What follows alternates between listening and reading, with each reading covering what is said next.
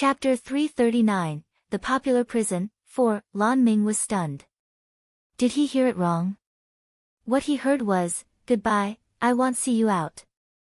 Why was his treatment worse than that of the man in black just now? They actually started chasing him away so quickly. Boo-hoo, he was depressed.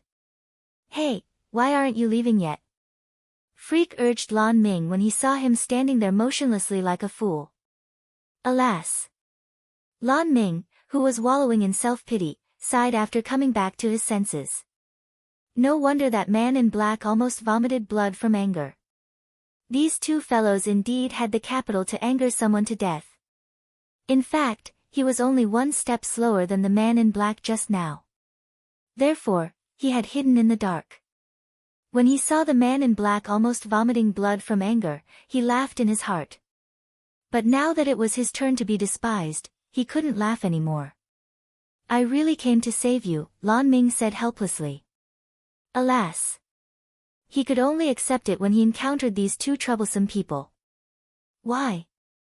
Leng Ruoxue asked in puzzlement.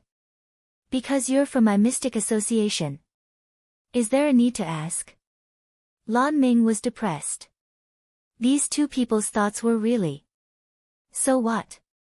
"We didn't say we wanted you to save us," Leng Ruoxue said ungratefully. "Humph. I haven't had enough fun yet. How could I be saved?" "Then what was the point of playing?" "I'm being nosy, alright." Little ancestor. Lan Ming was speechless. He came to save them, but he was actually wrong. Boo-hoo, what was this? These two fellows were really difficult to deal with. Zhu Furong, who dared to provoke them, must have accumulated the bad luck of 8 lifetimes. "It's good that you know." Leng Ruoxue nodded. "How long do you intend to stay in the prison?" Lan Ming asked curiously after understanding. "I don't know. There's food and water here, and it saves money." "It's much better than staying at an inn," Leng Ruoxue said honestly. "Are you that poor?" Lan Ming rolled his eyes in disdain. "Yes, we have to think of a way to earn money." Leng Ruoxue pretended to be pitiful. "Ah. Have you thought of a way yet?" Lan Ming asked curiously. "Yes, I'll wait for the compensation from the city lord's mansion. I'll stay here and won't leave if I don't receive compensation," Leng Ruoxue said very seriously. As the saying went, it was easy to invite a god but difficult to send one away. "Okay, I support you," Lan Ming said very cooperatively as a few drops of cold sweat dripped down his forehead. He finally knew that he could provoke gods and ghosts but never these two fellows because they would definitely let the people who provoked them suffer a loss. "Thank you, President," Leng Ruoxue said with a smile. You're welcome. Just let me know if you need anything." "After all, you are mystics from my association," Lan Ming said in a very friendly tone. Leng Ruoxue became paranoid after hearing Lan Ming's words and asked bluntly, "One who is unaccountably solicitous is hiding evil intentions. President Lan, why are you being so good to us?" What goal can I have?" "You're registered in my association, so it's only right that I protect you," Lan Ming said matter-of-factly. "President Lan, don't bother lying in front of us. We aren't 3-year-old children. Just say it directly. If it's not too difficult, we can consider it. But your remuneration has to satisfy me," Leng Ruoxue said bluntly. Since you've mentioned it, I really have something. However, this has nothing to do with coming to save you," Lan Ming explained. He didn't want them to misunderstand that he wanted to save them to use them. "It doesn't matter if it's related. As long as your remuneration satisfies me, and it's within my capabilities, doing it won't be a loss," Leng Ruoxue said nonchalantly. After her brother and the others came out of seclusion, they would have to spend a lot more money, so she had to think of a way to earn more money. You don't have to worry about the remuneration. The last thing our mystic association needs is money," Lan Ming said. Alas! This was the first time he had seen a mystic like Leng Ruoxue who lacked money. "That's good. President Lan, what do you want us to do?" Leng Ruoxue asked curiously. There will be a competition between mystics in a month. I hope you can participate on behalf of the Windless Cities Mystic Association, Lan Ming explained. The rewards for the competition are very generous, he added. Oh, what are the rewards? Leng Ruoxue asked with interest. If the rewards were good, she would definitely participate. If not, then the remuneration would have to be generous. Otherwise, she wouldn't help. First place will receive a reward of 100 million purple coins and a physical reward. It will definitely satisfy you. Lan Ming knew what this little woman wanted, so he didn't beat around the bush. 100 million. The Mystic Association is indeed very rich. Leng Ruoxue praised. Well, I have to participate in this competition, but I'm only at the mystic level. What are my chances of winning if I participate in the competition? Leng Ruoxue continued asking. Don't worry. This competition only allows elementary mystics and below to participate. This is a competition to select talents for the Mystic Association, so the level of the mystics participating won't be too high. With your strength, it won't be a problem for you to be in the top 3, Lan Ming said confidently. President Lan, we are only mystics, but there are elementary mystics in the competition. So I'm really curious where your confidence comes from. Leng Ruoxue couldn't help asking. I've seen many mystics, but this is the first time I've seen someone as abnormal as you, Lan Ming said honestly. He had been thinking about this issue for the past few days, but he couldn't understand how someone with such abnormal talent could exist in the world. Thank you for the compliment. In fact, we're pretty average, Leng Ruoxue said very modestly. Lan Ming was speechless again. If you're ordinary, then what are others? Should they just die? Lan Ming calmed down and continued, by the way, what about your grandfather? You'll need at least 5 people to participate in the competition, so they need to participate too. Chapter 340, The Popular Prison, 5, I hid them in a safe place, Leng Ruoxue said mysteriously. That's good. Lan Ming was relieved. President Lan, let's talk about our remuneration now. Leng Ruoxue suggested. I won't treat you badly. Why are you in such a hurry? Lan Ming said with a face full of black lines. Alas. You're a full man who doesn't know the hunger of a hungry man. How can a rich person like you understand the pain of us poor people? Leng Ruoxue sighed with emotion from being poor. Isn't that too exaggerated? Lan Ming really didn't know what to say. I'm not exaggerating. We're really running out of money, Leng Ruoxue said seriously. You can calculate it yourself. We spent 500 purple coins on spiritual power conversion in your association. We've spent almost 2,000 purple coins from lodging, meals, and the city entrance fees over the past few days. That's 2,000 purple coins. It should be enough for ordinary people to live for several years, right? Leng Ruoxue said while counting seriously with her fingers. They had only been on the boundless heaven continent for a week, but Leng Ruoxue could feel the pinch from the expensive cost of living here. When she was on the Ling Feng continent, she had never been short of money. But after she arrived here, she found that the amethyst coins she brought from the Ling Feng continent were flowing like water, and there were so few of them now. Alas! Money. She needed to earn money. Alright, forget it. 10 million purple coins per person. That should be enough, right? Lan Ming interrupted Leng Ruoxue. No, Leng Ruoxue refused directly. My little ancestor, 10 million isn't a small sum. What else do you want?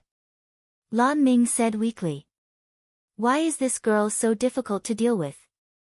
In the future, you are not allowed to charge my people for going to your guild to convert spiritual power. Moreover, you have to cover food and lodging from now until the competition ends. Leng Ruoxue raised her conditions. That's not a problem. But you still have other people. Lan Ming couldn't help asking. Yes, but they can't convert their spiritual power yet, so don't have any ideas about them, Leng Ruoxue said understandingly. Oh, I'll arrange a place for you to stay after you leave the prison, Lan Ming said with some disappointment. Then it's settled. President Lan, you can go back now. Leng Ruoxue began to chase him away after the discussion was over. You're so pragmatic. Then I'm leaving. Be careful. The Zhu family can do anything, Lan Ming reminded before leaving. Okay, got it. Leng Ruoxue nodded. Shuer, what should we do now? Freak asked curiously after Lan Ming left. Wait and see. I wonder if anyone else will come. Leng Ruoxue guessed. Probably not. We don't know many people here, Freak said with certainty. In that case, let's go to the city lord's mansion for a night tour. Leng Ruoxue suggested, her eyes shining with a mischievous light. Okay, let's go now. Freak said impatiently. Hee, causing trouble is the most enjoyable thing. Let's go. Leng Ruoxue nodded. They left the cell quietly under the cover of night. Freak, I just remembered something, Leng Ruoxue suddenly said on the street after leaving the prison. What's the matter? Freak asked in puzzlement. We don't know the location of the city lord's mansion. Leng Ruoxue said gloomily. Pig Furong didn't imprison them in the city lord's mansion but locked them in a prison in Windless City because she was afraid of being blamed by her father. Did you forget that we have a map? Hee. Freak reminded. Oh, I forgot about the map. Thanks to Freak's reminder, Leng Ruoxue remembered the map and took it out of the bracelet. Shuer, this is the city lord's mansion, right? Freak pointed at a very conspicuous red dot on the map. Yes, it doesn't seem too far away. Freak, let's go. Leng Ruoxue said. Okay. The two of them followed the directions on the map and quickly found the city lord's mansion. There were 2 guards guarding the front door of the city lord's mansion, so they turned to the back door. The back door was very small, and only one person could pass at a time. Moreover, not only was the back door not guarded, but it wasn't even locked, showing how arrogant this city lord was. Shuer, this city lord's mansion is quite luxurious. It's not inferior to an imperial palace. Freak sighed while standing outside the tall courtyard walls of the city lord's mansion. Yes, and this is only the city lord's mansion of a small city. Freak, looks like this city lord is very rich. Leng Ruoxue's beautiful eyes glittered with interest. Shuer, we will be the rich ones if we rob him, Freak said evilly. Yes, that's what I was thinking too. The city lord's mansion of such a small city is actually living in such luxury. I really don't know how much of the people's hard-earned money he has embezzled. Freak, let's rob the rich to help the poor today. Leng Ruoxue said righteously. Ah. Of course, the poor referred to them. Yes, we must rob the rich to support the poor, that is us. Freak nodded heavily in agreement. Freak, let's go in. Leng Ruoxue said. Okay, Freak answered, and they sneaked into the city lord's mansion through the back door. After entering the city lord's mansion, Leng Ruoxue found a hidden and uninhabited corner and moved her grandfather and the others, who were already waiting impatiently, out of the bracelet. Her cute beasts also came out together. Of course, her beasts were all transformed. Otherwise, the city lord's mansion likely wouldn't be able to hold them. Feng Zhan, Charm, you have to take these beasts with you and be careful. Leng Ruoxue reminded. Although there were not many powerful experts in the city lord's mansion, it was still better to be careful. Chapter 341, The Popular Prison, 6, Master, don't worry. Well, be careful, Feng Zhan promised. Grandpa, you have to be careful too, Leng Ruoxue said. Okay, let's split up. Leng Qingtian nodded. Okay, let's go. As soon as Leng Ruoxue finished speaking, thousands of beasts scattered and ran in all directions. And Leng Qingtian and the others disappeared into thin air. Shuer, where are we going? Freak asked after Leng Qingtian and the others as well as the beasts left. Of course to rob first, Len Ruoxue said matter-of-factly. She deliberately left Quill and Rise behind to help them rob. Hee, robbing is good. I like it. Freak smiled evilly and happily. Okay, Quill, go find where the good things are hidden in the city lord's mansion, Len Ruoxue ordered. Yes, master. Quill flew away after Rise cast an invisibility spell on him. He flew back a moment later. Master, I found it, Quill said excitedly. Hee, there were indeed many treasures in the city lord's mansion. Quill, bring us there, Len Ruoxue ordered. Master, come with me. Rise then cast an invisibility spell on Len Ruoxue and Freak. After that, the two of them walked toward the treasury together. After arriving at the treasury, Len Ruoxue and Freak naturally robbed it unceremoniously. Then Len Ruoxue made a little mischief and left the words, "The great sage, heaven's equal was here," before the two of them swaggered out of the treasury. After exiting the treasury, Len Ruoxue let Ball out. Ball, look for treasures. Len Ruoxue ordered. Okay, big sister. Ball closed his big eyes and sensed for a while before opening them again. Big sister, I feel something good in the northwest direction. Ball reported his findings to Len Ruoxue. Northwest? I wonder where it is. Freak, let's go take a look. Len Ruoxue said. Let's go. Freak pulled Len Ruoxue, and the two walked toward the northwest. Master, I knocked out another guard, Rise, who had been having a good time along the way, said happily while wagging his little tail. Amazing. Len Ruoxue caressed Rise's head and praised him. Alas. It seemed like my beasts are all bored to death. After receiving Len Ruoxue's praise, Rise worked even harder and knocked out anyone he saw. Big sister, this is the place. Ball pointed at a courtyard not far from them. Freak, this should be the courtyard of a certain young lady of the Zhu family. Let's go in and take a look. Len Ruoxue suggested. The environment here was quiet, and the courtyard was planted full of fresh flowers. It was definitely the residence of a certain young lady of the Zhu family. Okay, I hope it's not Zhu Furong's courtyard, Freak said with some disgust. Ha! It's better if it's hers. I'm just about to look for her. Len Ruoxue said with a light smile. Their other purpose for coming tonight was for Pig Furong. After the two humans and three beasts entered the courtyard, Ball flew directly toward the flower bed. After a while, he flew back, and his little paws were holding a small red flower. Big sister, this is for you. Ball handed the flower in his paw to Len Ruoxue and then lay on her shoulder obediently. Len Ruoxue looked at the palm-sized red flower in her hand. This flower was an abnormally bright red that resembled fire. Moreover, the fragrance was very strong. But she didn't recognize this flower. Len Ruoxue sent the unknown flower into the bracelet and handed it to Qingju. Freak, let's go take a look over there. Len Ruoxue pointed at the room in the courtyard. Okay. Freak nodded, and the two humans and three beasts headed straight for the room. Before approaching the room, they heard strange sounds coming from inside. The two of them pressed their ears against the window. Other than some strange sounds, there were also voices coming from inside. Len Ruoxue and Freak pricked up their ears curiously to listen. In the room, a young man and woman were making love, doing the most primitive kind of exercise. During the break, a beautiful girl looked at the naked man beside her and asked, Prosperity, did you just tell me that second sister likes a man? Yes, second miss took a liking to a man and locked him in a cell.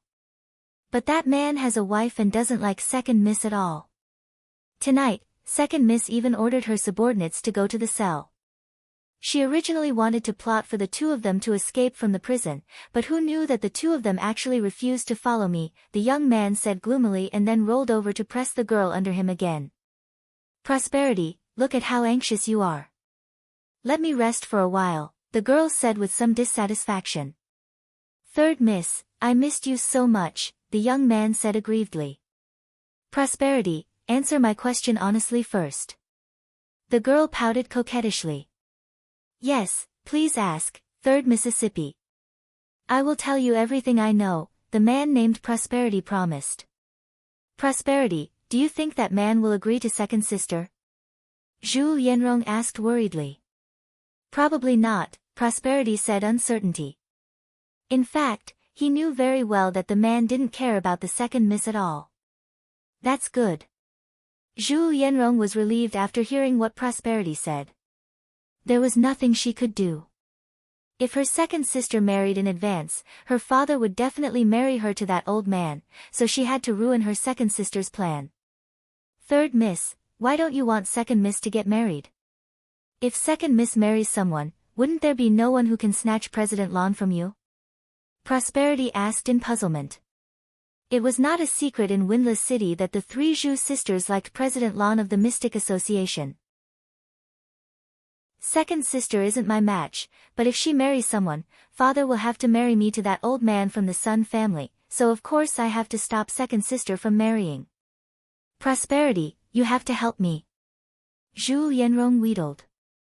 Prosperity was her second sister's trusted aide, but she had seduced him, which was why she knew her second sister's affairs like the back of her hand. Chapter 342, The Unlucky City Lord's Mansion, 1, 3rd Miss, don't worry. I will definitely help you. Prosperity immediately forgot about his master when he saw the beauty acting coquettishly. Prosperity, I know you're the best, Zhu Yanrong said happily. At the same time, she was very pleased with her honey trap. 3rd Miss, I'm willing to go through hell and high water for you, so you have to reward me well. Prosperity said with a perverted look and then began attacking the city walls again. Outside the room. The pig sisters are quite friendly. Leng Ruoxua sighed as she looked at the full moon hanging in the sky. Yes. Freak nodded in agreement. Swear, let's leave this place. Freak continued. He didn't want to stay here anymore. The sounds coming from the room were really too unpleasant. Okay, let's go check out somewhere else, Leng Ruoxua said with a light smile. But just as she finished speaking, she heard a sharp scream in the distance. Ah! There's a snake. Then there was a loud sound. Leng Ruoxua and Freak exchanged glances. Did someone discover confound? Leng Ruoxua guessed. Discover? I think he's deliberately scaring people, Freak said in realization. Schwer's beasts were very well behaved in front of her, but in fact, each one was more scheming than the other, and they had many ways to prank people. Ah! It doesn't matter. We're here to cause trouble anyway, Leng Ruoxua said nonchalantly with 2 drops of cold sweat on her forehead. Schwer, let's go somewhere else. Freak said. Okay, let's find Pig Furong's residence. Hee, we have to let her know that her sister is scheming against her. Leng Ruoxua said with a naughty smile. She already decided to sow discord until the end. Moreover, she had given Pig Lianrong a small gift before leaving. Schwer, you're so cute. Freak suddenly hugged Leng Ruoxua affectionately and kissed her fiercely. I'm doing this for their own good. Sisters have to love and protect each other. Leng Ruoxua said without any shame. Yes, sisters shouldn't become enemies, Freak agreed. The 2 of them left Pig Lianrong's residence and searched each courtyard. Schwer, this courtyard is the last one, Freak reminded. Okay, let's go in and take a look. Leng Ruoxua said. They had already checked several courtyards, but none of them was the residence of Pig Furong. After Leng Ruoxua and Freak entered the courtyard, they went directly to the outside of the room, leaned against the window, and listened to the movements inside. That man seems to be the steward of the city lord's mansion. Leng Ruoxua heard a familiar voice coming from the room. Steward? The steward of the city lord's mansion lives in a good place, Freak said mockingly. This was obviously the residence of a woman. Moreover, according to his guess, the person staying here was not one of the daughters of the city lord's mansion but the city lord's concubine, and she was probably very favored. The woman inside seems to be the city lord's concubine, Leng Ruoxue said after listening to the conversation inside. It seems like everyone in the city lord's mansion is unwilling to be left out. The steward climbed into the city lord's favored concubine's bed while one of the city lord's daughters is seducing her elder sister's guard. Huh, what a mess.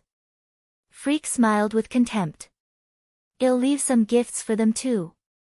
Leng Ruoxue said evilly and sent a trace of her green mystic power through the door crack. Hee, the city lord will definitely be very grateful to us when he sees this scene tomorrow, Freak said excitedly. Of course. He was made a cuckold for so long. Then Leng Ruoxue and Freak left. Shuer, let's go find Grandpa and the others. Freak suggested, wondering how Shuer's grandfather and the others were doing. Okay. Leng Ruoxue nodded. Then the 2 humans and 3 beasts went to look for Leng Qingtian and the others. After searching for a while, they finally found Leng Qingtian, Old Man, and the others in the courtyard of the main house. Grandpa, what are you doing? Leng Ruoxue called out softly after entering the courtyard of the main house. When she saw her grandfather and the others squatting on the ground, she wondered what they were doing. Ah! Shuer, it's you. We're thinking about something. Leng Qingtian said. Thinking about something here. Cold sweat dripped down Leng Ruoxue's forehead. Grandpa and the others are too good at finding places. Yes. I heard something just now, so I'm thinking about it, Leng Qingtian said awkwardly. What did you hear? Leng Ruoxue asked curiously. Her grandfather and the others looked serious. Was it related to them?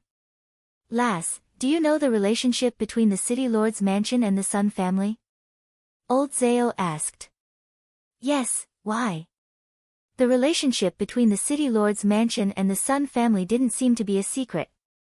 Just now, we heard the city lord say to find some young and beautiful women to give to the Sun family, and Pig Furong recommended you to her father, Old Zhao explained. Oh, and then? Leng Ruoxue asked calmly. Then the city lord said he would visit you in the prison tomorrow. If you pass, Pig Furong won't have to marry, Old Zhao said. Oh, then we'll wait for him in the cell tomorrow, Leng Ruoxue said calmly. Little girl, why aren't you worried at all? I suspect that someone from the Sun family is practicing evil techniques. Why else would they need so many young and beautiful women? Old Man said worriedly. What's the use of worrying? The Sun family is one of the 3 great families and not something we can deal with now, Leng Ruoxue said calmly. Want to give me away? Dream on. How can I be manipulated so easily? For those who have designs on me, it's best to be prepared to pay the price. Shuer, let's leave Windless City while we still can. Leng Qingtian was very worried that his granddaughter would be hurt. They were indeed too weak now. Grandpa, we can run for a while, but can we run forever? There is a pig city lord in Windless City, and other cities might also have such a city lord. Therefore, running won't solve the problem, and that's also a sign of weakness. We can only work hard to become strong so that we won't be controlled by others, Leng Ruoxue analyzed calmly. They were new and unfamiliar with everything, and they themselves were the only people they could rely on and trust. Chapter 343, The Unlucky City Lord's Mansion, 2, Ruoxue makes sense, Lin Liang agreed. Grandpa, President Lan will arrange a place for us to stay after we settle the matter with the pig family. At that time, we will all enter seclusion. Cultivating in the space for a month, coupled with the accelerated time, will be equivalent to several years. Perhaps we can break through, Leng Ruoxue suggested. Okay, well listen to Shuer, Leng Qingtian agreed. In fact, they were mainly following Shuer's opinions now. Grandpa, did you obtain anything? Leng Ruoxue asked curiously after settling the worries of Leng Qingtian and the others. Lass, I've collected a lot of artificing materials. Old Zhao said proudly. TCH, would you be able to take advantage if the pig family didn't have a pig that knew how to artifice? Old Man said with contempt. I don't care who the original owner of those materials is. They're mine once I find them, old Zao said domineeringly. Stop arguing.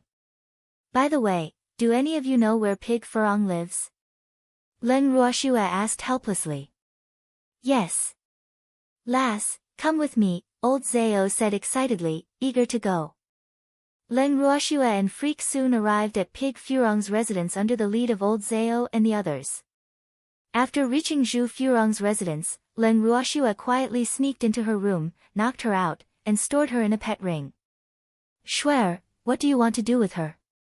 Freak asked curiously. You'll know then, hee hee. Len Ruoshua smiled evilly, her face full of mystery. Grandpa, let's go. Len Ruoshua said to Len Qingtian and the others waiting in the courtyard after exiting the room. Then she summoned her beasts back. After all the beasts arrived, Len Ruoshua sent them back into the bracelet and left the city lord's mansion with Freak. Shuer, where are we going? Freak asked after leaving the city lord's mansion. This wasn't the way back to the cell. To the city gates. There are the most people there, Len Ruoshua said matter-of-factly. Oh. When they arrived at the city gates, Len Ruoshua summoned Quill. Freak, turn around. Don't look, Len Ruoshua said domineeringly. Yes, my wife. Freak turned around obediently. Hee hee, I can guess what Shuer wants to do with my eyes closed. Len Ruoshua took out a rope made of beast tendons, tied Pig Furong into a dumpling, and handed her to Quill. Quill, hang this thing at the city gates, Len Ruoshua ordered. Yes, master. Quill was a little disgusted. He grabbed one end of the rope with his claws, flew into the air, and found a good spot to hang Pig Furong. At this moment, the guards guarding the city gates didn't expect one of the city lord's daughters to be hanging above their heads, naked. After doing all this, Len Ruoshua and Freak returned to the cell openly. Freak, take this appearance-changing pill. Len Ruoshua took out 2 appearance-changing pills and gave one to Freak as soon as they entered the cell. She took one herself. Alas! She didn't want her grandfather to worry. Okay, Shuer, let's sleep for a while. There will be a good show tomorrow. Freak said after taking the pill. Then let's sleep for a while. Well, wait for the city lord to visit tomorrow, Len Ruoshua said with a light smile. Yes, how dare he have designs on my woman.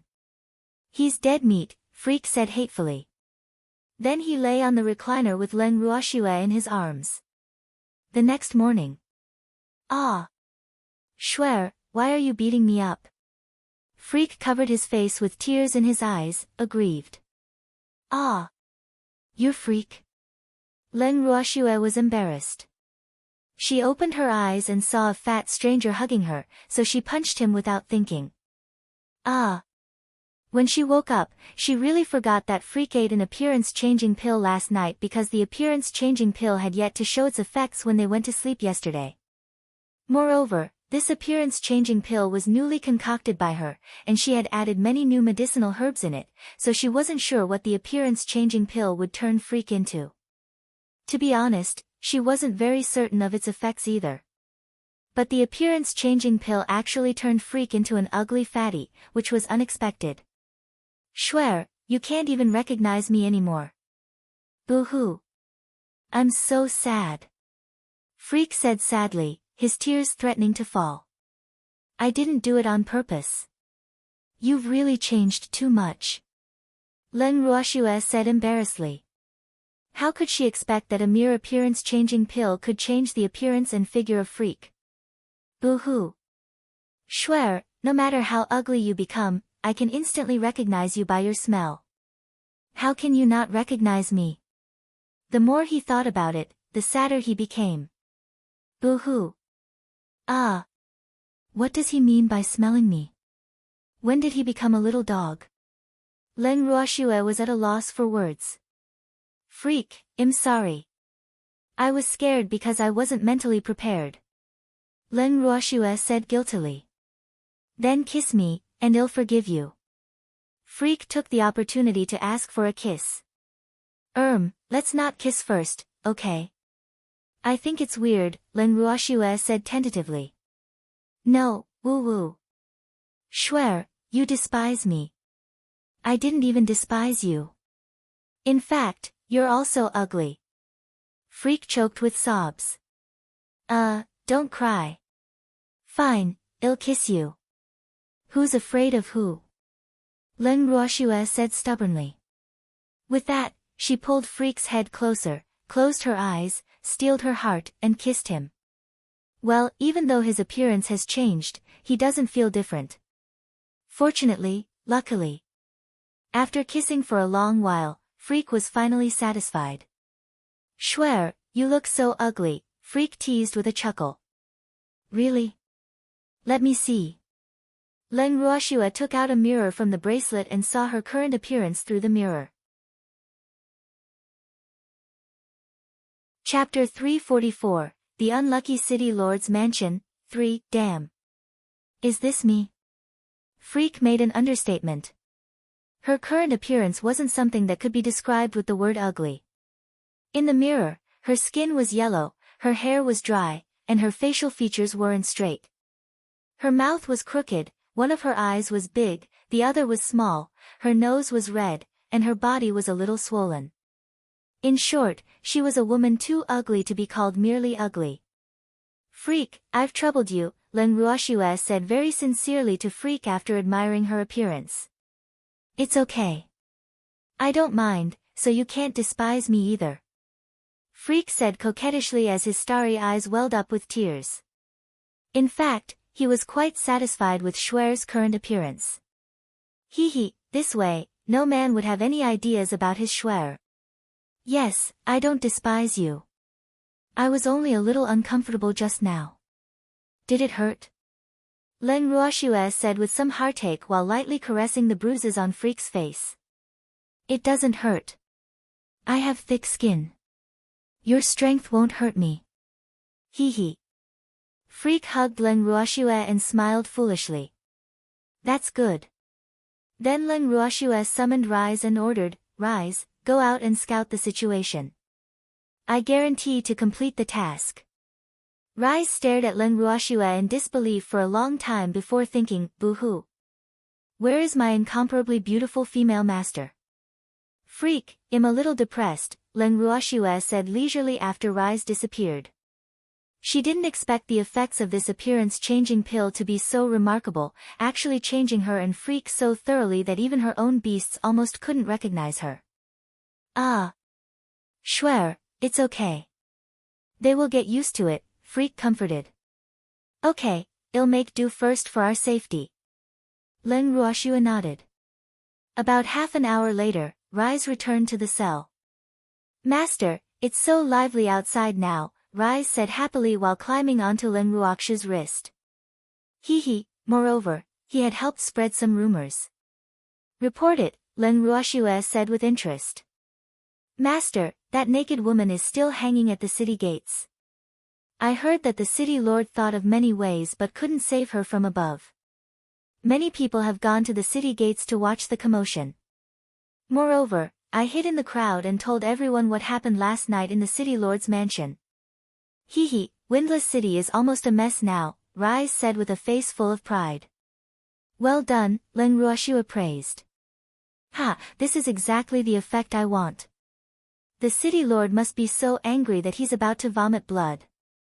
Schwer, the city lord has lost all his face this time, Freak said with a smile. Humph. How dare he have designs on my woman? This punishment is still considered light. Freak, do you think the city lord will still look for us today? Len Ruo asked curiously. Of course. He can't count on his daughter anymore, so he still has to count on you. Freak said. Okay, let's prepare to welcome him. Well, give him a big gift then. A cunning smile appeared on Len Ruoxue's beautiful face. Who do you want to welcome? A teasing voice sounded in the cell. Definitely not you. Why are you here again? Len Ruoxue asked with a frown while looking at Lan Ming, who appeared in the cell. You're really too heartless. I rushed here early in the morning to see you, but you're actually treating me like this. Boo-hoo. I'm so sad. Lan Ming called out beautifully. Stop pretending. You're here to watch the show, right? Leng Ruoxue said in realization. Hee, I'm here to see if there's anything I can help with, and also see the commotion, Lan Ming said honestly. This morning, after hearing about the incident in the city lord's mansion, he immediately thought of Leng Ruoxue and Yi Chen, so he immediately rushed over. President Lan, if you want to watch the commotion, you seem to have come to the wrong place. The city lord's mansion is the most lively place now, Leng Ruoxue reminded. I don't want to go to the city lord's mansion. I'm more interested in you, Lan Ming said with slight fear, as if the city lord's mansion was a tiger's den. Ha! Leng Ruoxue couldn't help laughing hysterically. Of course, she knew what Lan Ming was afraid of. Those daughters of the city lord's mansion all regarded him as the most delicious food. It would be strange if he wasn't afraid. Is it very funny? Lan Ming said angrily. Leng Ruoxue turned her head and asked, Isn't it funny? Freak, do you think it's funny? President Lan, there's no need to be embarrassed. I understand you, Freak said sympathetically. Alas. Being chased by unappetizing women is indeed not something to brag about. Thank you, but I want to know why you have become like this. Lan Ming was very curious. He would definitely be scared away by these two people in front of him if he didn't have good composure. Their appearance was really too unique. I've seen that face for a long time, and am a little tired of it, so I wanted to change to something new, Leng Ruoxue teased. But this is a little too new. Ah. I suggest you don't go out at night, or you will definitely be treated as ghosts, Lan Ming said very seriously. That can only mean that some people's mental fortitude needs to be strengthened, Leng Ruoxue said calmly. By the way, you were the ones behind what happened in the city lord's mansion last night, right? Lan Ming said with certainty even though it was a question. Would you believe me if I said no? Leng Ruoxue asked. No. No one in Windless City is so bold except for you, Lan Ming said understandingly. He still had this bit of judgment. Who said no one has the guts? Leng Ruoxue asked. Ah.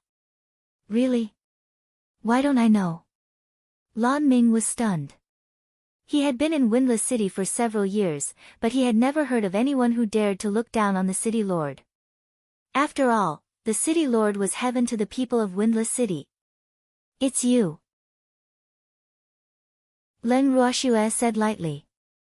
Me? You think too highly of me. I would have done something long ago if I had the guts, Lan Ming said pitifully with a bitter face. Chapter 345, The Unlucky City Lord's Mansion, 4, President, don't pretend to be pitiful.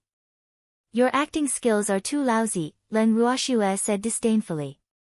According to her guess, the reason why Lan Ming didn't take action against the city lord's mansion was not that he didn't dare to, but that he didn't care for it. After all, with Lan Ming's status, a small city lord's mansion was nothing. Alas. Can you not be so shrewd? You're right. I'm mainly too lazy to deal with those ants.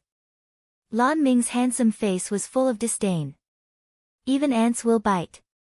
You should get rid of them as soon as possible and don't keep them to cause trouble for yourself. Leng Ruoxue disagreed with his idea. In her opinion, any danger should be killed in the cradle. That's true. But you still haven't told me whether you were the ones behind what happened in the city lord's mansion. Lan Ming asked stubbornly. If you think so, then so be it. Leng Ruoxue said ambiguously. Hee, it would be impossible to get an accurate answer from her mouth. Are you giving me a tongue twister? Lan Ming was speechless. This girl was really too difficult to deal with. Alas. Forget it. He wouldn't ask. No one else would dare to do this except them anyway. President Lan, you have to uphold justice for us when the city lord comes. Leng Ruoxue suddenly said pitifully when she heard footsteps in the distance. Don't worry. I will definitely uphold justice for you, Lan Ming said cooperatively. President Lan, why are you here? A strong voice sounded in their ears as the footsteps approached. Humph. Our association's mystics were arrested by your second miss. As the president, how can I not come?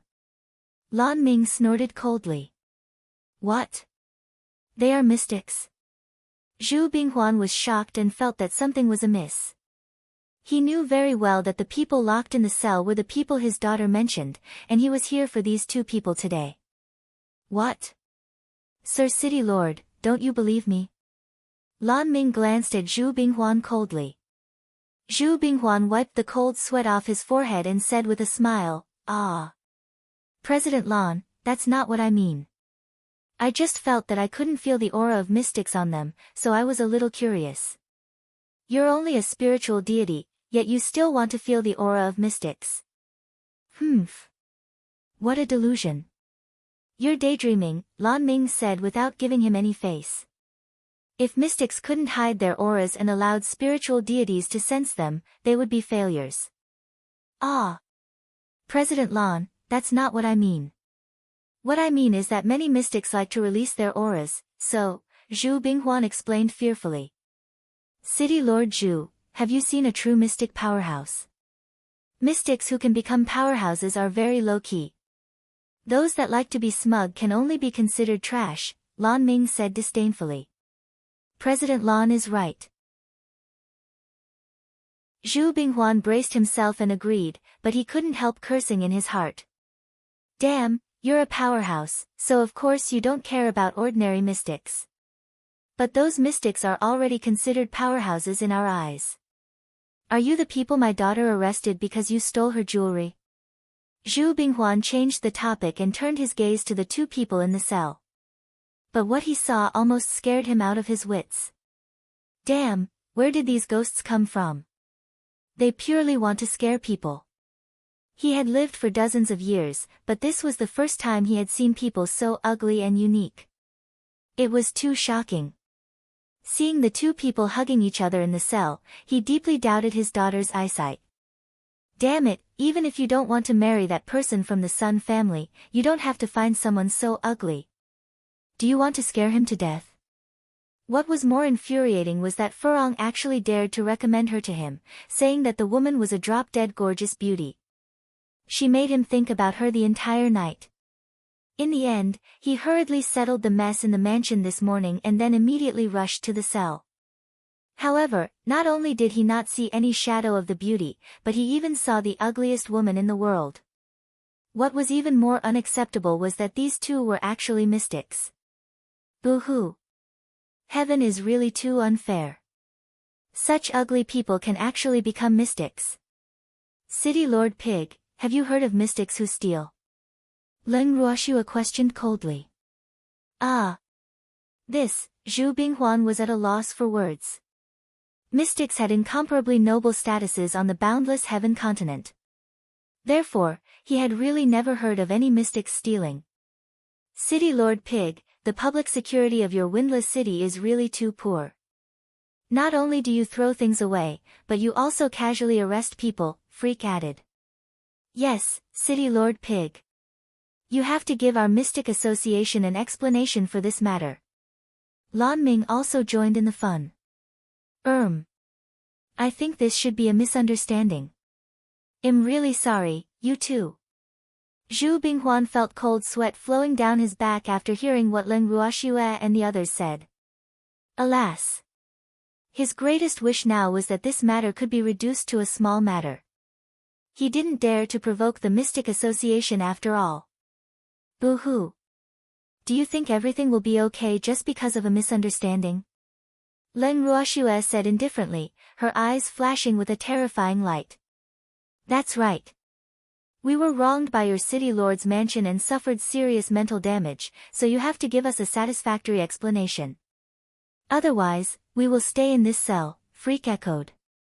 Zhu Binghuan was speechless. He couldn't help thinking, are these two going to rob me? You want an explanation from me? I was nearly scared shitless by you. Who should I ask for an explanation from? President Lan, what do you think? Zhu Binghuan turned his gaze to Lan Ming helplessly. Don't look at me. I can't solve this matter, Lan Ming declined.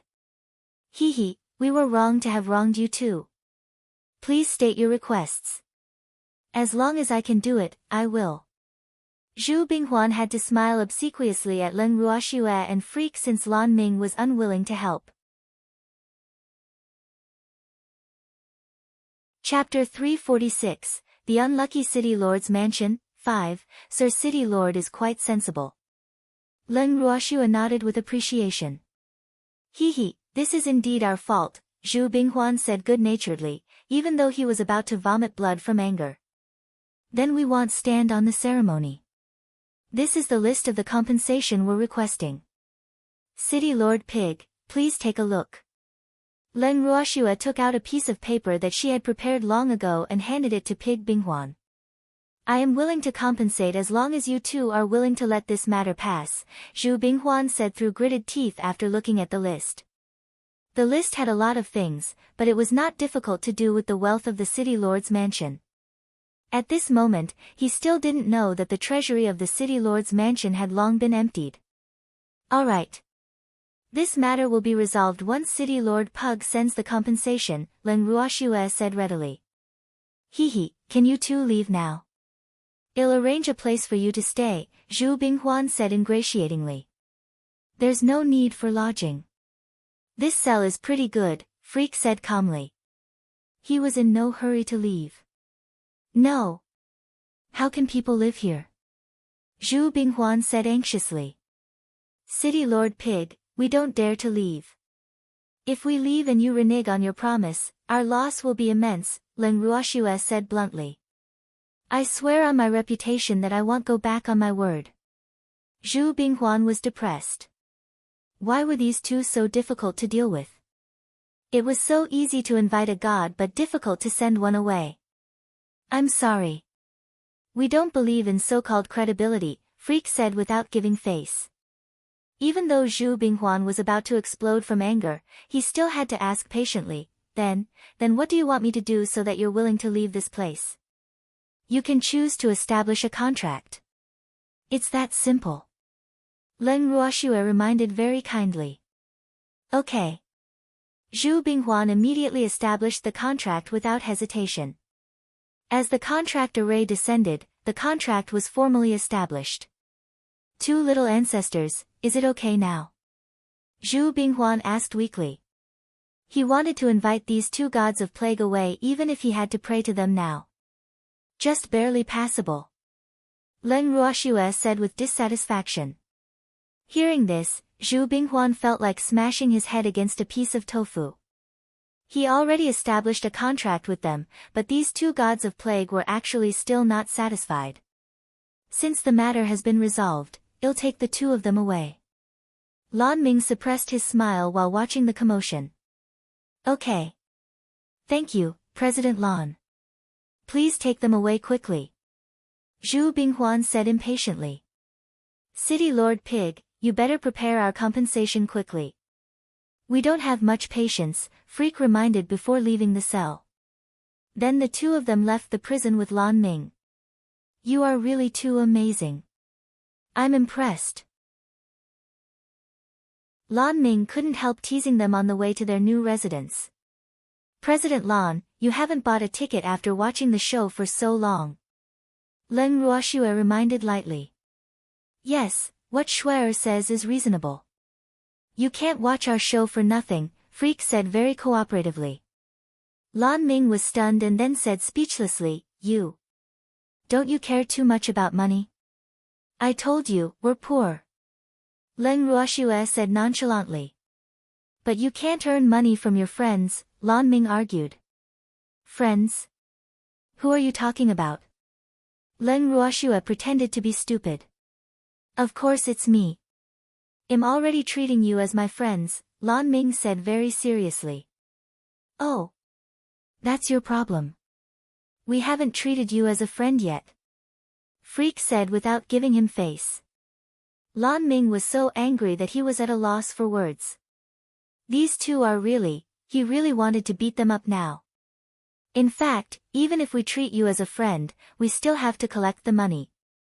But we can give you a discount, Leng Ruoxue said seriously. You too.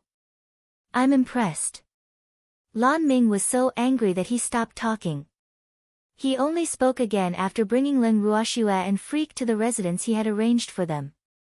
Since Lan Ming didn't say anything, Leng Ruoxue and Freak naturally wouldn't take the initiative to speak with him. This is the place. Do you need anything else? Lan Ming asked. Leng Ruoxue and Freak looked at this house. In short, it was not bad. The yard was big enough, there were enough rooms, and the environment was good. Leng Ruoxue and Freak exchanged glances and said at the same time, "We are very satisfied." That's good. Please stay here for the time being. Tell me if you have any other requests, Lan Ming reminded. Yes, President Lan. We intend to enter seclusion. If there's nothing important, it's best not to disturb us. As for the compensation from the pig family, please help us collect it first. This is the list. Leng Ruoxue handed Lan Ming a piece of paper. Okay, enter seclusion at ease. It'll help you settle the other things, Lan Ming promised. Lan Ming turned and left. After Lan Ming left, Leng Ruoxue and Freak randomly chose a room as their temporary residence. Shuer, do you think the pig family can still afford the compensation? Freak asked very curiously while hugging Leng Ruoxue and sitting in a chair in the room. They had taken away all the valuable things in the pig family yesterday. No problem. Don't underestimate the ability of this pig. Moreover, doesn't he have 2 daughters waiting to be married? Leng Ruoxue said with a face full of disdain. Much of the money in the pig family was earned by women for him. Ha, Shuer, looks like what happened this morning has already left him in a terrible fix. I'm really looking forward to seeing his expression when he sees all the wealth that he has accumulated for many years is gone. Freak smiled mischievously. What's so difficult about that? Well, no, if we go take a look. Leng Ruoxue said eagerly. Hee, let's go now. Freak suggested. Leng Ruoxue nodded and summoned Quill from the bracelet. The two of them and the beast headed straight for the city lord's mansion. Chapter 347, Are you planning to rob us? 1. After reaching the city lord's mansion, Leng Ruoxue got Rise to cast an invisibility spell on them and hid in the dark. At this moment, City Lord Pig had just returned to the city lord's mansion and already arranged for his newly promoted head steward to retrieve the items from the treasury according to the list while he sat waiting in the chair in the main hall. Alas! I hope this matter caused by Furong ends soon. After all, he couldn't afford to offend the Mystic Association. Husband, you have to uphold justice for our daughter.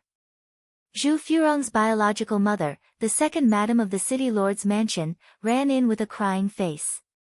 She knelt in front of Zhu Binghuan and hugged his thigh tightly. What do you want now? Zhu Binghuan roared with a splitting headache. Damn it, every one of them makes me worry. His daughters were causing trouble outside all day, and these women in the family didn't stop either. Apart from being jealous, they actually dared to cuckold him. Humph. Husband, our daughter has suffered so much. You have to uphold justice for her. The second madam wailed. Uphold justice? What justice? Do you know who did it? Can you find them? Zhu Binghuan roared angrily.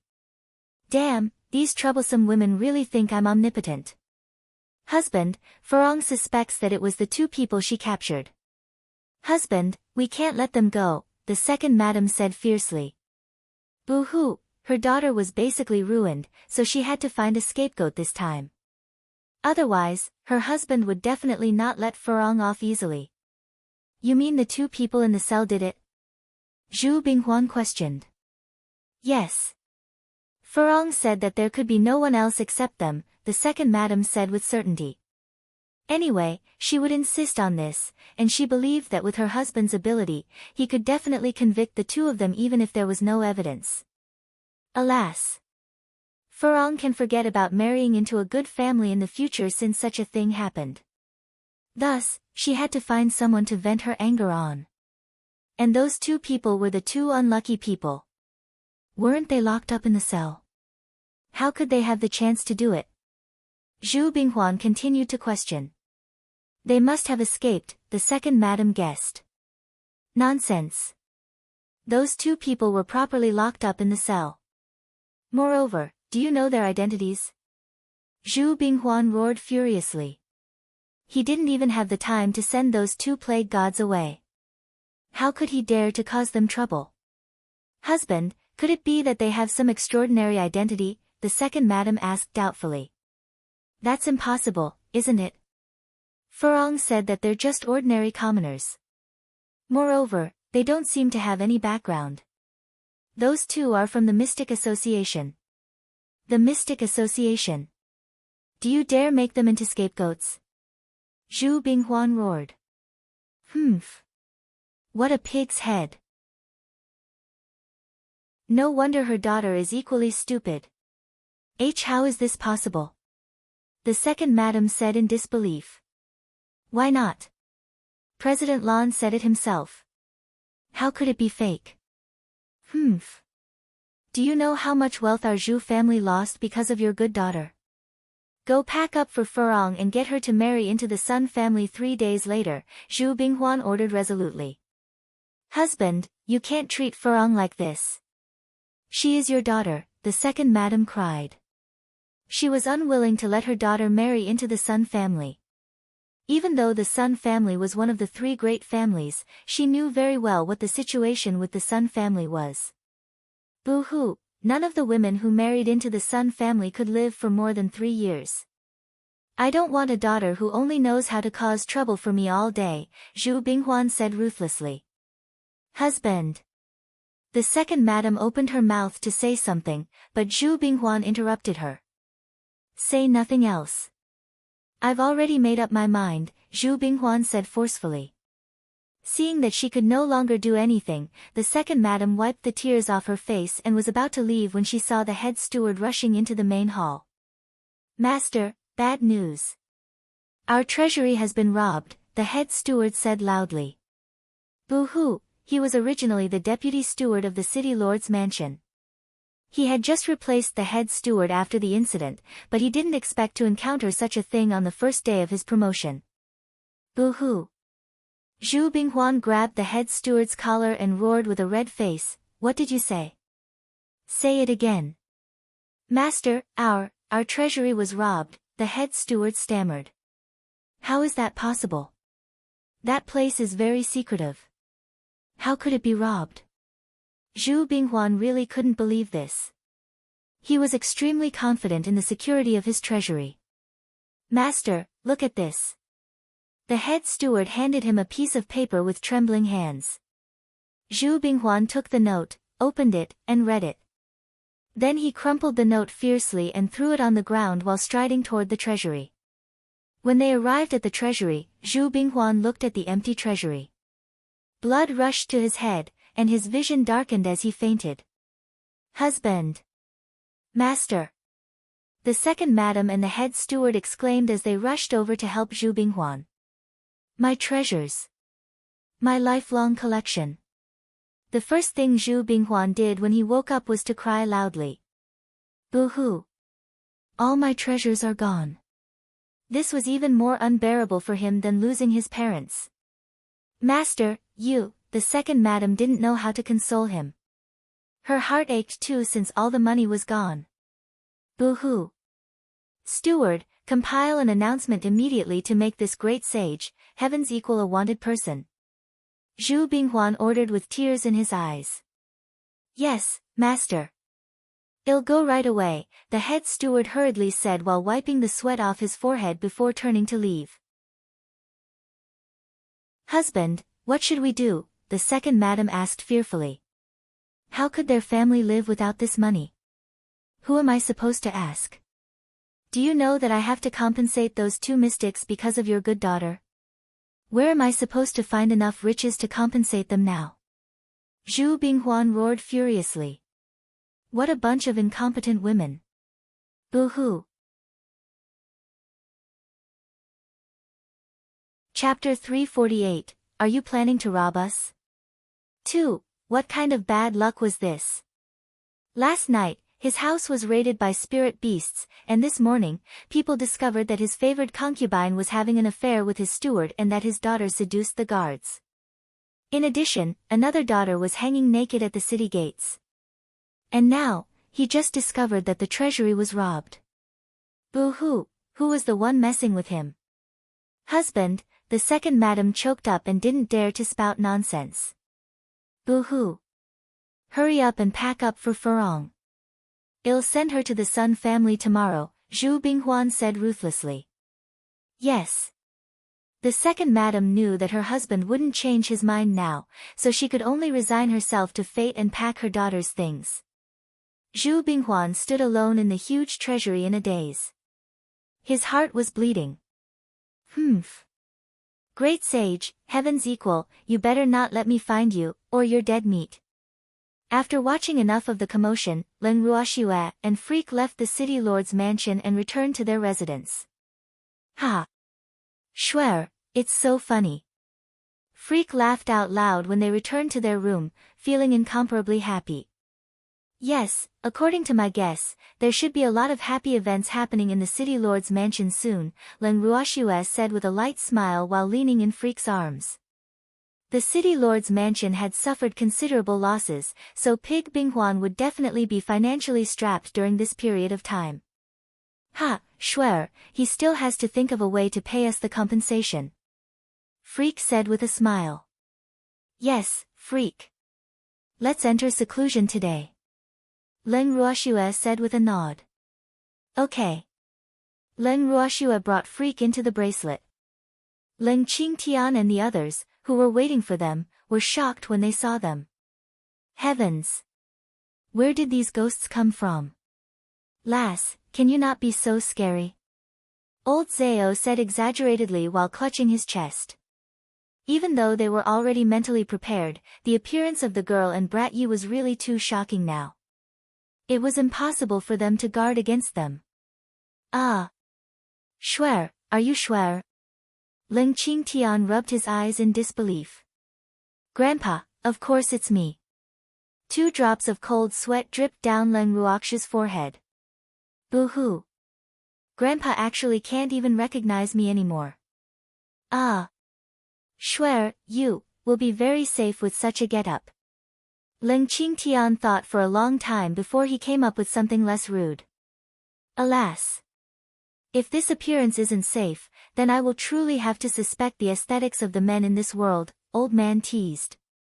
Lin Liang stared at Leng Ruoxue and Yi Chen for a long time. Finally, he said, give me one. I want to change my appearance too. I'll give each of you one. Leng Ruoxue gave each of them a pill.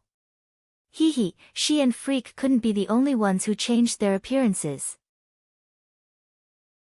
Moreover, she was also a little curious about what the others would look like after taking the appearance-changing pill.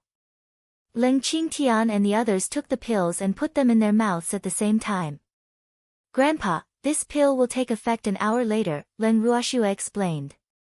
Oh, then let's wait for an hour. Leng Qingtian said with interest. An hour later, the appearance-changing pill took effect. Leng Ruoxue watched helplessly as her grandfather went from a tall and handsome middle-aged man to a short and thin little old man. Moreover, he was an incomparably ugly little old man. As for the short old Zao, he became taller. Old man and Lin Liang were also very different from their original selves. Ah! If she didn't know that the people in front of her were them, she wouldn't have recognized them at all. Hee, this new appearance-changing pill was really too magical. Schwer, how long will this appearance-changing pill last? Leng Qingtian looked at his new appearance and was completely depressed because it was really too ugly. Boo-hoo. 3 months. Leng Ruoxue said after some thought. Really? So long. Leng Qingtian frowned. Boo-hoo, he couldn't even take it for a day. Ha! Grandpa, don't worry. This appearance-changing pill has an antidote, Leng Ruoxue teased happily. Hee hee, I didn't expect Grandpa, a big man, to care so much about his appearance. Oh, that's good. Leng Qingtian was relieved to hear his granddaughter's words. Ruoxue, your appearance-changing pill is really amazing. Lin Liang exclaimed. This was much better than ordinary appearance-changing pills. Ordinary ones could change the appearance at best but not the body shape, so people especially familiar with them could still recognize them. But this small pill even changed the body shape. Even people they were familiar with couldn't recognize them. This was really a necessity for escaping. Yes, in the future, no one will know that we're the ones doing bad things as long as we take an appearance-changing pill. Hee hee. Leng Ruoxue said with a naughty smile. Ah. Leng Qingtian and the others were at a loss for words upon hearing this. This girl was actually addicted to doing bad things. But doing bad things really felt good. Grandpa, City Lord Pig is looking for the great sage, heaven's equal all over the world now. Leng Ruoxue teased. Little girl, who is this great sage, heaven's equal?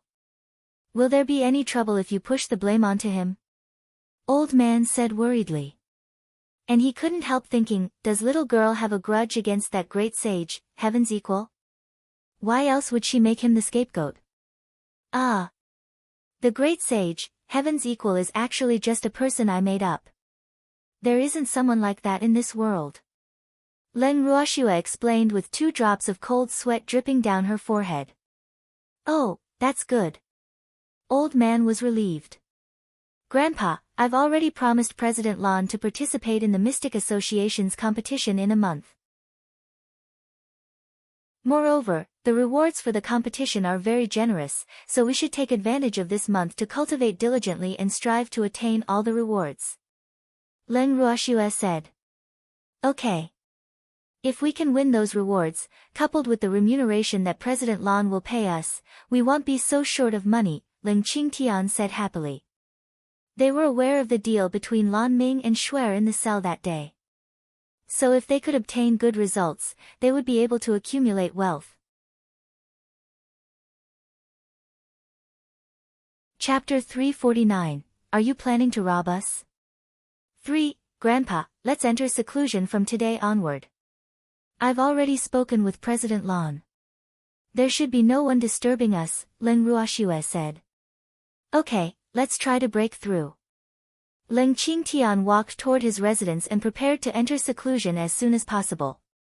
Lin Liang and the others also dispersed. Qing Ju, Leng Ruoxue called out softly to the void. Big sister. Qing Ju appeared. Qing Ju, everyone plans to enter seclusion for a month. If there's anything important, wake me up. If not, wake us up a month later, Leng Ruoxue ordered. Okay, big sister, Qing Ju answered. After settling everything, Leng Ruoxue walked into the purple bamboo house with Freak. A month passed by quickly. Leng Ruoxue and the others in the Heaven and Earth bracelet absorbed the rich spiritual energy in the space day and night. Everyone gained a lot. While cultivating, Leng Ruoxue vaguely felt that she was about to break through, so she opened her eyes. She looked at the time. It had actually been a month. Time really passed quickly. During this month, she had absorbed a lot of spiritual energy and converted it into mystic power. Now, the mystic power in her body had roughly accumulated to about a third. It wasn't a lot, but breaking through to elementary mystic wouldn't be a problem. But it would probably take a long time if she wanted to break through the 4th level of the heaven-defying art. Moreover, after breaking through the 4th level, her strength would be equivalent to the great mystics of this world. After breaking through the 5th level, her strength would be equivalent to the mystic supremacies of this world. Only at that time would she become a true powerhouse of this world, and her natal flame would also be close to perfection. Shuer, you're awake. Freak was overjoyed when he opened his eyes and found that Shuer woke up earlier than him. I just woke up. You are going to break through? Leng Ruoxue said while looking at Freak. Yes, Shuer. We can all break through and become elementary mystics before the competition, Freak said. He wanted to break through with Schwer. Freak, let's go out. I wonder if Grandpa and the others are awake yet, Len Ruoxue said while looking at Freak. Okay. They stood up and walked out of the purple bamboo house. Big sister, you're awake, Qing Ju said. Yes, Qing Ju, you've worked hard. Len Ruoxue caressed Qing Ju's little head. Qing Ju didn't do much. Big sister, President Lan came twice in the past month, and City Lord Pig came a few times. But they were both stopped by Rise, Qing Ju reported. He had sent Rise out to look after the residents ever since his big sister and the others went into seclusion, so Rise sent all those people back. Oh, did they say anything important? Len Ruoxue asked. President Lan came to take a look. As for City Lord Pig, it's about the compensation. But Rise already asked him to look for President Lan according to Big Sister's instructions, Qing Ju explained. Yes, well done. Len Ruoxue nodded. She was becoming more and more satisfied with her beast's ability to handle situations. Qing Ju, has Grandpa and the others emerged from seclusion? Len Ruoxue asked. Although everything in her space was under her control, she didn't need to worry about it since Qing Ju was here. Qing Ju raised his little head and asked, No. Do you want me to wake them up? Not for now. Wake them when we set off. I'll go find President Lan, Len Ruoxue said after some thought. Len Ruoxue brought Freak out of the bracelet and saw Rise in his original form basking under the sun in the yard, looking very comfortable and leisurely. Seeing Rise's body that was as huge as a small mountain, Len Ruoxue couldn't help laughing. Alas, outsiders might faint from fright if they saw Rise's current appearance. Master. After sensing his master's aura, Rise quickly transformed, wrapped himself around Len Ruoxue's snow-white wrist, and kept acting coquettishly. Len Ruoxue caressed his soft body and said softly, You're quite good at enjoying yourself. It's okay. Rise said shyly and hid his little head under his body. Len Ruoxue smiled helplessly and then said to Freak, let's go find President Lan. Okay. Freak nodded. The two of them left the residence and walked toward the Mystic Association. When they arrived at the Mystic Association, someone welcomed Len Ruoxue and Freak warmly. Hello, are you two here to convert your spiritual power? The receptionist asked politely and warmly. Len Ruoxue looked at the male receptionist she had never seen and asked curiously, Are you new? Yes, I've only been here for a month, the receptionist explained. Oh, we're here to look for President Lan. Len Ruoxue nodded in realization. Please wait a moment. I'll go notify him, the receptionist said respectfully. He definitely didn't dare to neglect anyone who came to look for President Lan. Okay. Len Ruoxue pulled Freak to a seat in the hall after the receptionist went upstairs to report. A moment later, the receptionist came down from the second floor. He walked to Len Ruoxue and Freak and said, The president invites you up. Okay. Len Ruoxue and Freak stood up and went straight to the door of the president's room on the second floor. They knocked and directly pushed the door open. You two are finally willing to come out, Lan Ming said helplessly. Alas. They wouldn't have been able to make it in time if they came out any later. Didn't we say we would enter seclusion? What's the rush? Len Ruoxue said with a light smile. Lan Ming rolled his eyes at Len Ruoxue and said lightly, I was afraid that you would be in seclusion for too long. President Lan, you have to learn to trust us. I will definitely keep my promise, Len Ruoxue said confidently. Yes, little ancestor. I was wrong, okay. Lan Ming didn't know what to do with them. He had given it much thought during this month, and he was clearly not their match. Chapter 350, Are you planning to rob us? Okay, well forgive you since you sincerely admit your mistake, Len Ruoxue said with a smile. Alas. Are you two planning to participate in the competition like this? Lan Ming sighed helplessly. What? Is there something wrong? Leng Ruoxue pretended to be stupid. Of course it's inappropriate. If you go with these faces, you'll be laughing stocks, Lan Ming said honestly. Mystics were favored by heaven and earth, and they had absorbed so much spiritual energy day and night to undergo the baptism of heaven and earth. Therefore, basically all mystics were handsome men and beautiful women. There were almost none who were as ugly as Leng Ruoxue and the others. So he knew what kind of mockery they would receive without even thinking about it. President Lan, do you want to tell me that the competition held by the Mystic Association is a beauty pageant? Leng Ruoxue asked doubtfully. Of course not. But almost no mystic is as ugly as you are now. As a mystic, the higher the level, the younger and more beautiful the appearance will be. So, Lan Ming paused, a little at a loss for words. Then just treat us as anomalies. Leng Ruoxue said nonchalantly. You are definitely abnormal among mystics, Lan Ming said helplessly. By the way, did you just say that the higher the level of a mystic, the more beautiful they will be? Leng Ruoxue asked curiously.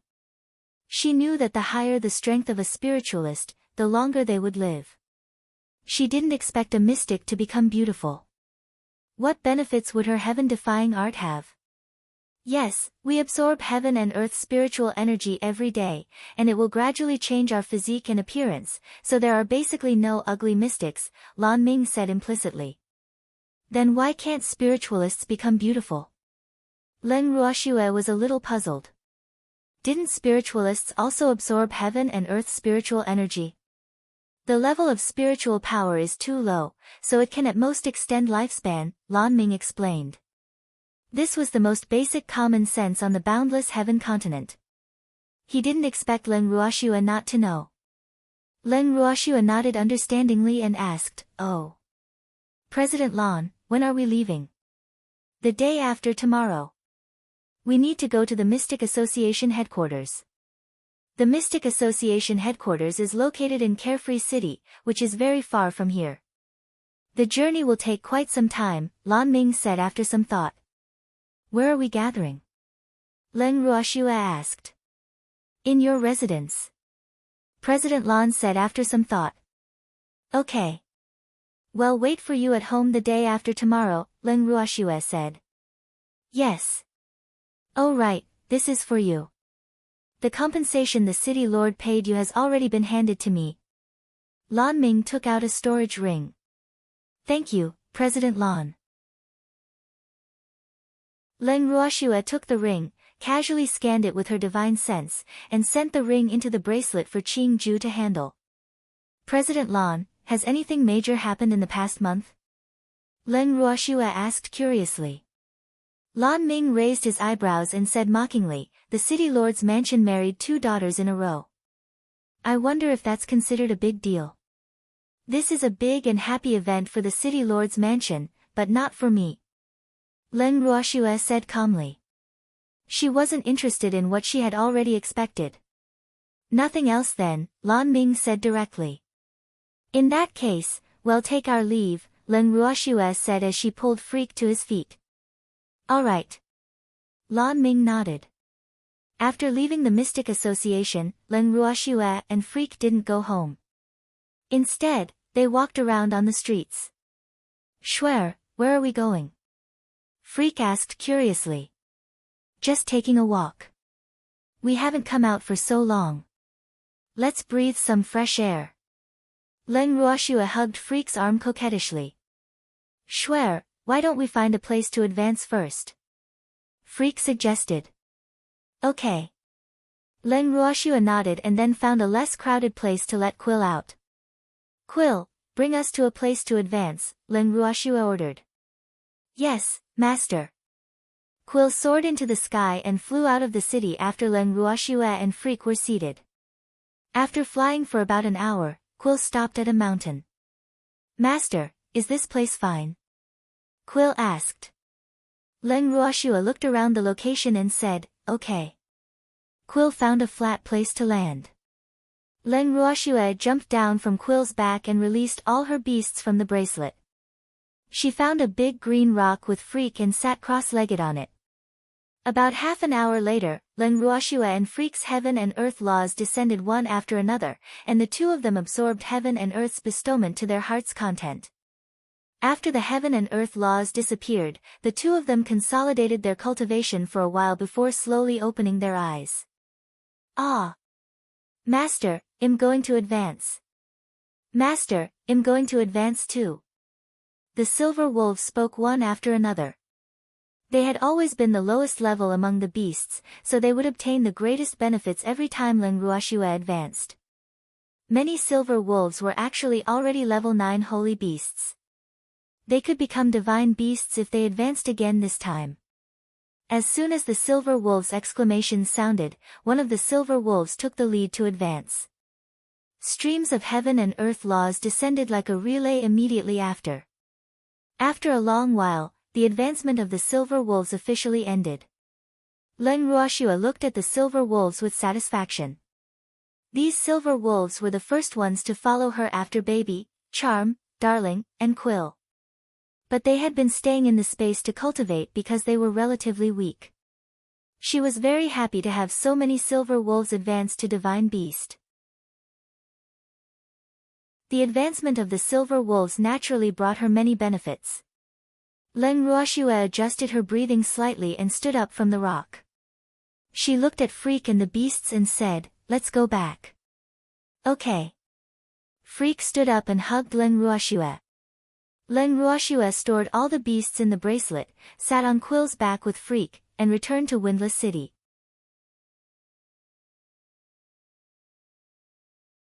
Chapter 351, Are You Planning to Rob Us?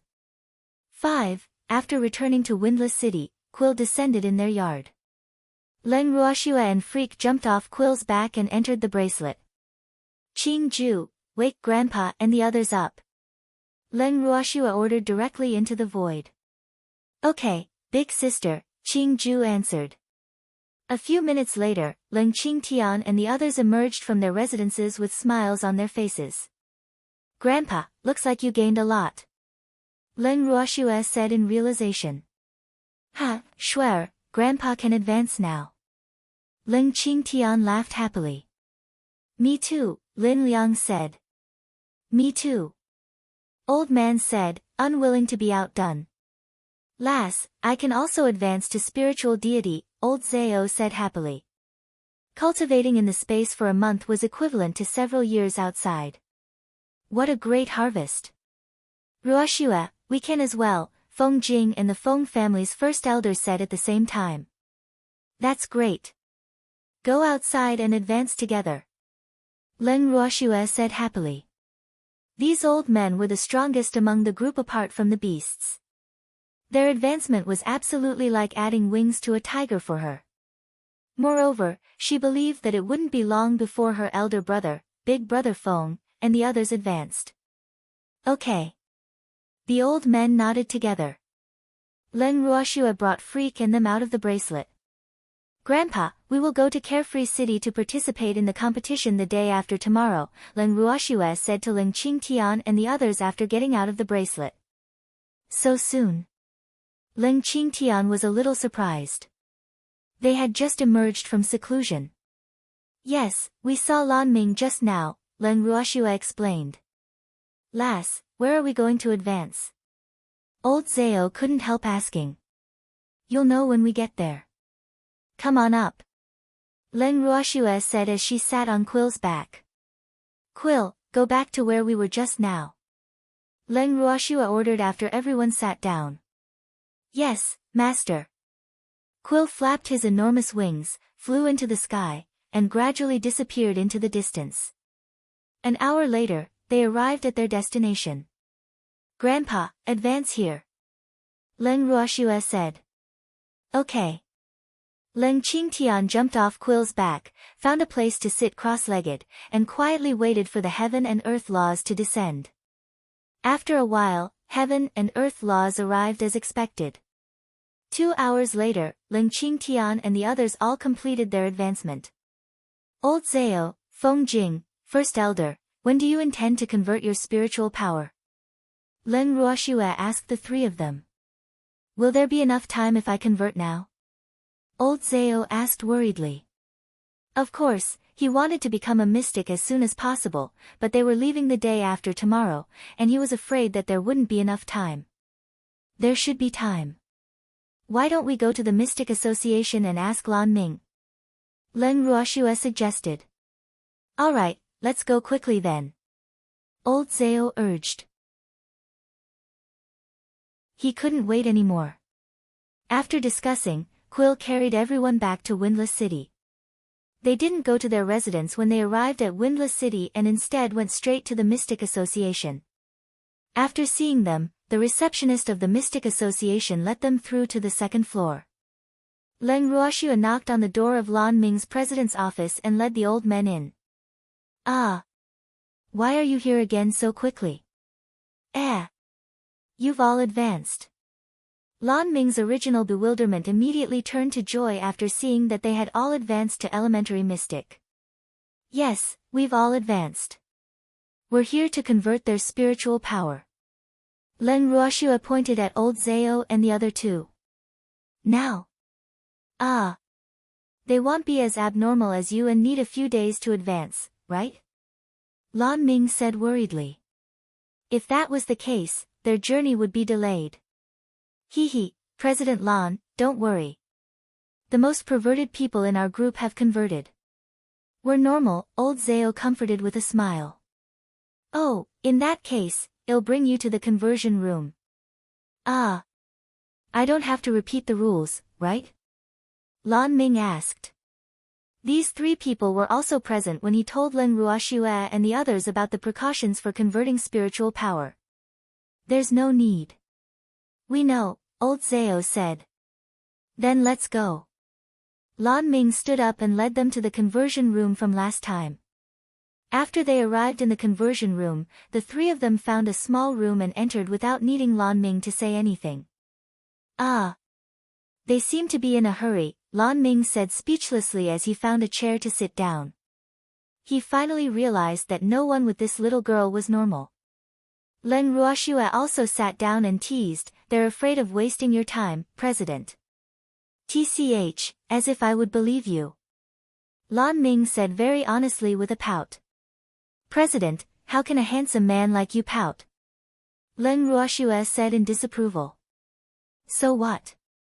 Can't a handsome man pout and fart?" Lan Ming said in objection. "Of course not. That would affect your image." Leng Ruoxue teased with a light smile. "Doesn't he fart or pout?" Lan Ming pointed at Freak. "If Schwerer says no, it means no," Freak echoed without any opinion. He was definitely a good man who listened to his wife. "Why are you so obedient?" Lan Ming was speechless. He had lived for decades, but he had never seen such an obedient man. "Yes, of course. Who else should I listen to if not my wife?" Freak said nonchalantly. President Lan, you can't sow discord between us," Leng Ruoxue said very proudly. She hugged Freak's neck, pulled his head down, and kissed him heavily on the lips. "Schwer." Freak was excited and looked at Leng Ruoxue with eyes full of hearts. Schwer actually kissed me in front of so many people. This is great, hee. This time, my status is even more unshakable. Lass, there are a lot of people here. Lan Ming reminded.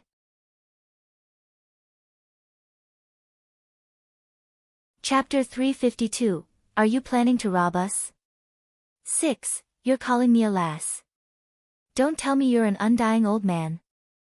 Leng Ruoxue guessed, her watery eyes looking back and forth on Lan Ming's body. I'm not that old, okay? Lan Ming was speechless. Although he was a little bit older, he was still far from becoming an old man. The president of the Mystic Association headquarters was the real undying old man. I think you must be more than 80 years old, right? Leng Ruoxue murmured with a frown. Damn lass, I'm not that old. Lan Ming fell to the ground with a plop after hearing what Leng Ruoxue said. After getting up, he glared at Leng Ruoxue with all his might. Boo-hoo. I'm only in my 30s, and I'm definitely considered a peerless young man in this world. But in Leng Ruoxiu's mouth, I actually became an old man in his 80s. Boo-hoo. What's with this girl's eyes? Do I look that old? Oh, then you must be at least 50, Leng Ruoxiu continued guessing. Stop. Stop guessing. I'm scared of you. I'm only 35 this year, Lan Ming said gloomily while looking at Leng Qingtian and the others, who were secretly laughing. He was now very sure that this girl absolutely did it on purpose. Boo-hoo, deliberately bullying me. I'm sorry. I really can't tell, Leng Ruoxiu said shyly, but she was laughing in her heart. Ha, Lan Ming is quite interesting. Then you know now, right? Lan Ming asked through gritted teeth. Okay, okay. Leng Ruoxiu nodded obediently and stopped teasing him. Lan Ming glared at Leng Ruoxiu, then closed his eyes and began cultivating. Time passed, and 3 hours went by quickly. But there was still no movement from the people in the small room. 4 hours. 5 hours. Still nothing happened. Only after 6 hours did the first stream of heaven and earth laws begin to descend. Immediately after, 2 more streams descended one after another. An hour later, the 3 old men completed the conversion of their spiritual power and officially became mystics. Not bad. Consolidate your foundation on the way. You can also participate in the competition. Lan Ming's handsome face was full of satisfaction as he watched the 3 people walk out of the small room. Hee, I'm a mystic too, old Zhao said with a silly smile. Yes, you are all mystics now. This is your identity card. Drip a drop of blood on it for it to recognize you as its master. Lan Ming reminded. After the 3 of them completed the last procedures to become mystics, Leng Ruoxiu stood up and led everyone to leave. After returning to the residence, Leng Ruoxiu sent the 3 old men into the bracelet while she discussed the competition with her grandfather and the others. On the day of departure, Lan Ming arrived at Leng Ruoxiu and the others' residence early in the morning. President Lan, you're so early. Leng Ruoxiu, who was still not fully awake, said with some displeasure in the living room. It's getting late. Why did you get up so late? Lan Ming was a little speechless. How could these people sleep so well? I was discussing something, so I slept late, Leng Ruoxiu explained. Oh, pack up quickly. We have to set off. We have to reach West Wind Town before dusk today. Otherwise, we will have to sleep outdoors tonight, Lan Ming urged. Oh. Leng Ruoxiu replied and returned to her room. She tidied up simply and waited in the courtyard with Freak. Leng Qingtian and the others walked out of their rooms not long later. President Lan, how are we going? Old Zhao asked Lan Ming. Taking my flying spirit beast. Lan Ming summoned his beast. Lan Ming's flying spirit beast was an enormous golden eagle. It was covered in golden feathers that were as sharp as blades, and its golden eyes were cold and sharp. As soon as the eagle appeared, it occupied the entire yard. Wow! What a big bird! Old Zhao sighed. This bird was even larger than the last quill. You're the bird, you damn old man. The golden eagle glanced at old Zhao with a displeased face. Ah! Old Zhao's face darkened. Boo-hoo, he was actually scolded by a bird that didn't admit to being a bird. But he was obviously a bird. Old Zhao was conflicted and depressed. Ha! You have personality. I like him. Old man was so happy seeing old Zhao deflated. He even praised the eagle. Alright, let's go, Lan Ming said while suppressing his smile. After Leng Ruoxiu and the others sat on the back of the golden eagle, he flapped his giant wings, soared into the sky, and disappeared into the horizon with a strong gust. Several hours later. Lass, looks like we really have to sleep outdoors, Lan Ming said worriedly as he looked at the sky. It doesn't matter. Leng Ruoxiu said nonchalantly. Along the way, she had been comparing Quill with this golden eagle. But she still felt that her beast was better. Although this eagle was higher level than Quill, his feathers were not as soft as Quill's, and it was not comfortable lying on him. Lass, no woman likes to sleep outdoors, Lan Ming couldn't help saying. Yes, you can choose not to treat me as a woman, Len Ruoxue said lightly. She was not one of those pampered young ladies. If she wanted to become a powerhouse, this bit of suffering was nothing. Lan Ming had lived for more than 30 years, and this was the first time he had seen a woman as carefree as Len Ruoxue. But he was a little impressed by her. Compared to those young ladies from noble families who thought they were talented, were arrogant, looked down on others, and were unwilling to suffer a bit of hardship, Len Ruoxue could be considered quite low-key and was very good at enduring hardship. So he believed that she would become a true powerhouse one day. Since we can't reach West Wind Town before dark, let's find a place to camp. Len Ruoxue continued. That's the only way, Lan Ming said helplessly. Nighttime on the boundless heaven continent wasn't safe, so even powerhouses were unwilling to travel at night.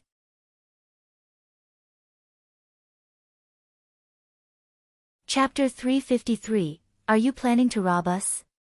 7. Jin Hui, let's find a place to camp. Lan Ming said to his beast. Yes, master. Jin Hui's huge golden eyes looked into the distance, and then he chose a wide place to land. Len Ruoxue and the others jumped down from Jin Hui's back. They set up the tents and started a fire to prepare dinner. What are you doing? We're in the wilderness now. Lan Ming was a little dumbfounded while watching Len Ruoxue take out piles of food from her ring and place them on spread-out paper. Of course we're eating. We can't treat our stomachs badly in the wilderness, Len Ruoxue said matter-of-factly. They just dealt with it casually at noon, so of course they had to have a good meal tonight. But there's no need to be so exaggerated. Can we finish all this food? Lan Ming was a little scared. In his opinion, all this food was enough for 20 people. You'll know when the time comes. Hurry up and help. Otherwise, there won't be any food later, Len Ruoxue half-ordered. Oh. Lan Ming answered and hurriedly walked over to help. When it was time to eat, Lan Ming realized that these people actually had enormous appetites. But the food was really delicious. He thought he had eaten all sorts of delicacies, but he had never eaten such delicious grilled meat and grilled fish. Ah! Were his chef's culinary skills too poor, or did he not eat anything really delicious? He was lost. So full. After dinner, everyone was too lazy to move. They simply lay down and stopped moving.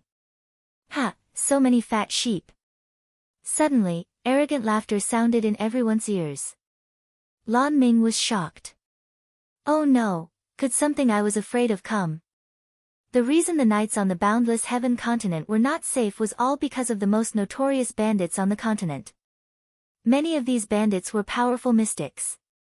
In addition, there were a lot of them. So many powerhouses would rather not travel at night than run into them. Lying in Freak's arms, Len Ruoxue raised her eyes slightly and glanced at the bandits who appeared out of nowhere. There were at least several hundred bandits in front of her, and most of them were actually mystics. The leader was at least a great mystic, but because he hadn't released his mystic power, she couldn't see his level. Are you planning to rob us? Len Ruoxue asked lightly. The leader of the bandits didn't say anything, but a small lackey rushed forward to speak. Isn't it obvious? You found the wrong people. We're very poor, Len Ruoxue said pitifully. No money. Then we can sell that man. He can be exchanged for a few coins with his looks. As for you ugly monsters, forget it. Just kill them. Another person pointed at Lan Ming. Ha! Len Ruoxue couldn't help laughing. Where did these bandits come from? They're so funny. They actually want to sell the president of a mystic association branch. Hee, I wonder where they want to sell Lan Ming. She was a little curious. Say that again. Lan Ming roared furiously when he heard that these bandits actually wanted to sell him. Since you don't have money, we'll have to sell you for money, the bandit said recklessly. Lan Ming turned his head and said to Leng Ruoxua, Lass, I can't take it anymore. Oh, go on then. I'll cheer for you. Leng Ruoxua pretended to be stupid. Lass, are you so disloyal? Lan Ming asked pitifully as several black lines rolled down his forehead. What can I do? I'm weak, and my life is important. Old man, you can count on yourself.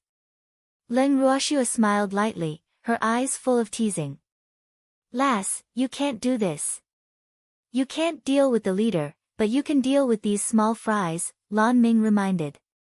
The bandit leader was actually a mystic monarch. Alas! A mighty mystic monarch is actually a bandit. I really don't know what he's thinking. Leng Ruoxua looked up at the bandit leader. This leader was in his early 30s, tall, handsome, resolute, and had an extraordinary aura. Why would such a person be a bandit? She really couldn't understand. Leng Ruoxua glanced at Lan Ming lightly and said lightly, just leave the small fries to the spirit beasts to deal with. I'm too full and don't want to move. Lass, you have to exercise even more after eating. Lan Ming advised. He couldn't tell whether Leng Ruoxua was joking or serious now. He was confused by this little girl. Old man, you can do it. You must have confidence in yourself, Leng Ruoxua encouraged. There are too many of them, Lan Ming said with a slight headache. The dense group of bandits seemed to have at least a few hundred people. Were they planning to take turns fighting? Don't be scared. At worst, I'll lend you old Zao, Leng Ruoxua said very kindly. Lass, even you can't do it, let alone an old man like me. Spare me. Old Zao said hurriedly. Boo-hoo, how could he be a match for these bandits? Wasn't this killing him? Old Zao, you have to grasp the opportunities that the little girl gives you. It's up to you whether we can live or not. Old man covered his mouth and smirked. Damn old man, scram to the side. Old Zao roared furiously. Ha! Leng Ruoxua couldn't help laughing again. Sometimes, watching these two old men bicker was quite interesting. Lass, I just entertained you. You can't let me throw my life away. Old Zao said pitifully, tears seeming to be shining in his eyes. Yes, yes. Old Lan can deal with these bandits alone, Leng Ruoxua said confidently. She wanted to see Lan Ming's strength, so how could she help? That's good. Old Zao wiped the cold sweat off his forehead and was finally at ease. Lass, are you really so disloyal? Lan Ming asked pitifully with a bitter face. Alas! How can this girl be more cunning than a fox?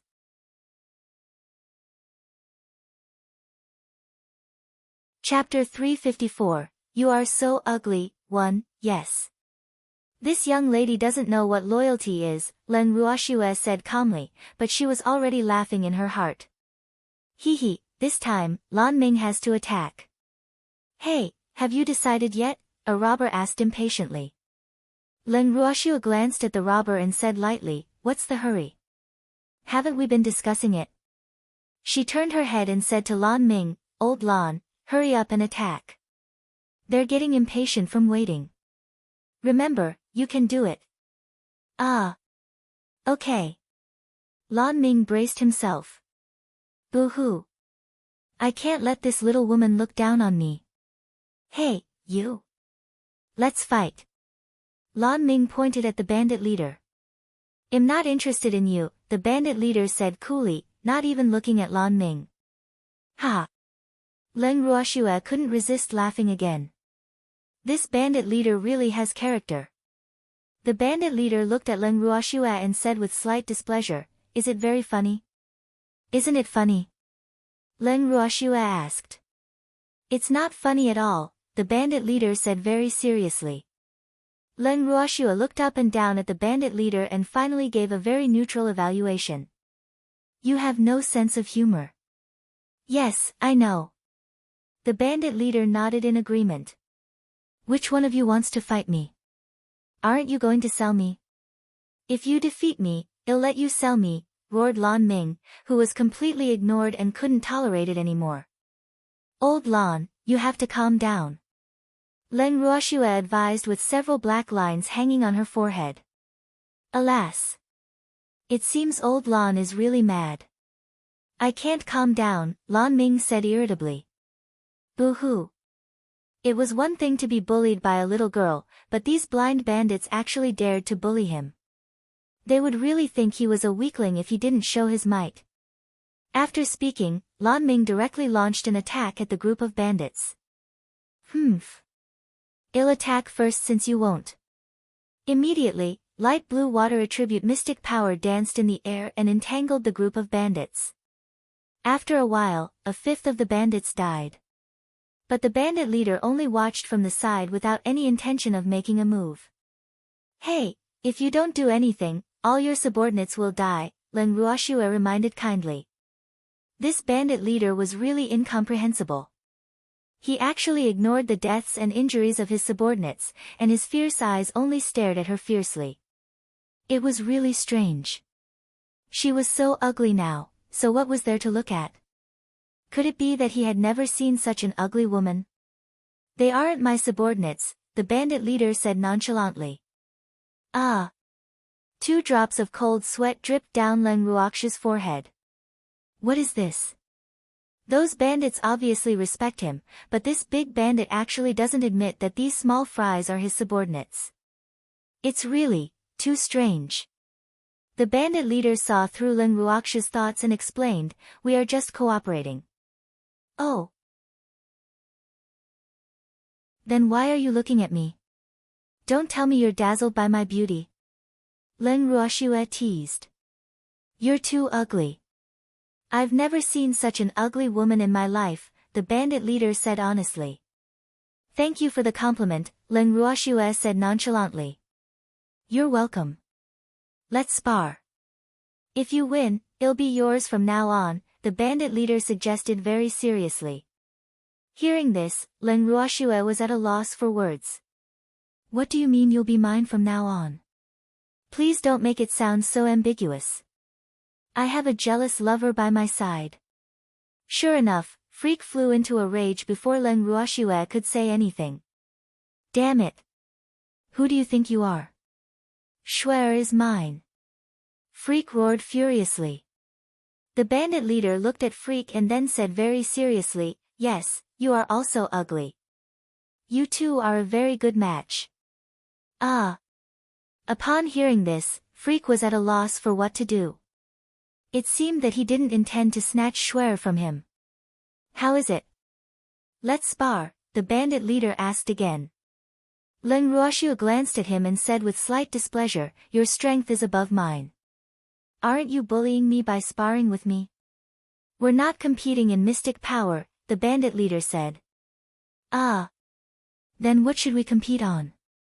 Leng Ruoxue asked doubtfully. I want to compete in alchemy with you. The bandit leader said something shocking. Ah. Alchemy? You found the wrong person. Leng Ruoxue said in surprise, but she couldn't help thinking, how does this guy know that I'm an alchemist? I believe my senses. You must have taken an appearance-changing pill, the bandit leader said with certainty. He felt very dense fire attribute mystic power on Leng Ruoxue's body, and coupled with her appearance-changing pill, he guessed that the woman in front of him was an alchemist. Are you an alchemist? Leng Ruoxue asked calmly. This man had to be talented in alchemy since he could tell that she had taken an appearance-changing pill. Yes. The bandit leader nodded. So, are you competing with me? The bandit leader urged. Okay. But if you lose, you have to be my subordinate and always be loyal to me, Leng Ruoxue said. No problem, as long as you can defeat me. The bandit leader nodded. Well, compete after old Lan takes care of the small fries. Leng Ruoxue looked at Lan Ming. Okay, the bandit leader replied and stood to the side to watch the battle. Go help old Lan. Leng Ruoxue let Charm, Darling, Dazzle, and the other beasts out after seeing that Lan Ming was so busy. Well, if she didn't help soon, old Lan would be exhausted. Lass, at least you have some conscience, Lan Ming shouted at Leng Ruoxue when he saw the beasts that suddenly joined in the fight. I didn't do it to help you. I did it to give my beasts a chance to train, Leng Ruoxue said lightly.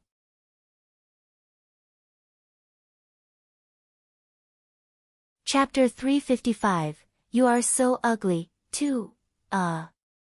Lass, will it kill you to let me be happy? Lan Ming complained. I'll be happy if you're not happy. Leng Ruoxue said with a light smile. Alas. You ungrateful damn girl, why don't you just anger me to death? Lan Ming said gloomily. That won't do. You still owe me money. Leng Ruoxue said with a smile. Lan Ming really wanted to vomit blood. What does she mean by I still owe her money? That's obviously a remuneration, okay? How did it become money I owe her? Boo-hoo. Women and villains are really the hardest to raise. Old Lan, don't be lazy. Hurry up and destroy these bandits. I have serious business. Leng Ruoxue urged. Damn girl, I'm so tired. Which eye of yours saw me slacking off? Lan Ming roared. Not far away, Jin Hui, who was fighting dozens of bandits, looked at his master with incomparable pity. Alas! Poor master! You have never won a quarrel against that little demon. Why haven't you learned your lesson? Shuer, are we really not going to help? Leng Qingtian asked softly. He was a little embarrassed seeing President Lan fighting 100 people alone. Grandpa, don't worry. Old Lan can handle it. We have to have confidence in him. Leng Ruoxue gave her grandfather a reassuring look and comforted him. That's right. Don't we have a ready-made goon? Why would we need to do anything? Old Zhao said matter-of-factly. Poor Lan Ming had already been treated as a goon. Ha, Grandpa, calm down. Leng Ruoxue smiled gently. Old Zhao's words really matched her thoughts. Alas. All right then. Leng Qingtian looked at Lan Ming sympathetically. Alas. President Lan, it's not that I don't want to help. You're really too strong. As the saying goes, the capable work harder. So, sorry to trouble you. The mouth of the bandit leader, who was standing not far away, kept twitching as he thought, who are these people? He was starting to doubt his judgment. Did I find the wrong person? About half an hour later, when the last ray of mystic power disappeared in front of everyone, all the bandits were eliminated. Lass, what should we do with this leader? Lan Ming looked at the bandit leader. He can't be killed. He's my future subordinate, Leng Ruoxue said with a light smile. Ah. Lan Ming was stunned. Did something happen that he didn't know? His mind was on the battle just now, so he didn't notice the situation here. He wants to compete in alchemy with me. He will become my subordinate if he loses, Leng Ruoxue explained. Ah. Lass, are you also an alchemist? Why didn't you tell me? Lan Ming was surprised. This girl's potential as a mystic was already so shocking. If she was also an alchemist, then he simply couldn't imagine her future. Do I have to tell everyone I meet that I'm an alchemist? Moreover, you didn't ask me. Leng Ruoxue said innocently. Ah. I was wrong. I shouldn't have argued with you about this, Lan Ming said a little gloomily, but he couldn't help grumbling in his head, do I have to ask everyone I see if they're an alchemist? You are a good boy for recognizing your mistake and correcting it, Leng Ruoxue praised. Thank you, Lan Ming said with a bitter face. He glared at Jin Hui, who was hiding at the side and laughing secretly. Boo-hoo, even my beast is laughing at me. Can we start the competition now? The bandit leader asked. Let's begin. Leng Ruoxue nodded and took out a small pill furnace from the bracelet. Wow! Lass, your pill furnace is really too. Old Zhao didn't know how to describe this pill furnace. As an artificer, he knew very well how high the quality of the pill furnace Leng Ruoxue took out was.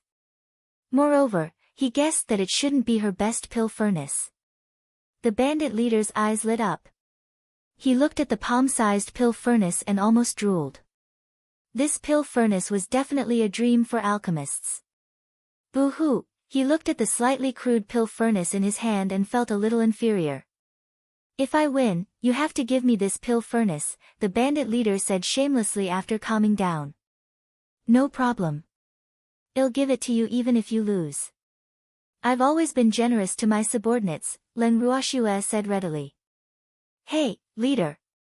You're not using a pill furnace, are you? Old Zhao stared at the pill furnace in the bandit leader's hand for a long time before he realized that it wasn't a pill furnace at all. It was obviously an ore that had yet to melt completely. He had lived for so long, and this was the first time he had seen an alchemist use a raw ore for alchemy. There's nothing I can do. I can only use this, the bandit leader said gloomily. Alas. He had to think of a way to replace this crude pill furnace. Use this. Leng Ruoxue couldn't bear to watch any longer and handed the pill furnace to the bandit leader. This fellow couldn't escape from her palm anyway. Thank you. I am Zheng Yan, the bandit leader said gratefully. He hurriedly took the pill furnace Leng Ruoxue handed to him and hugged it tightly in his arms as if he had obtained a treasure, afraid that it would be snatched away. After giving the pill furnace to Zheng Yan, Leng Ruoxue took out another pill furnace from the bracelet and placed it in front of herself. Let's begin. Leng Ruoxue said lightly. Ah. Why do you have so many pill furnaces? Zheng Yan asked dumbfoundedly. He couldn't even get a decent pill furnace, but this woman actually took out 2 at once. Boo-hoo, comparisons were odious.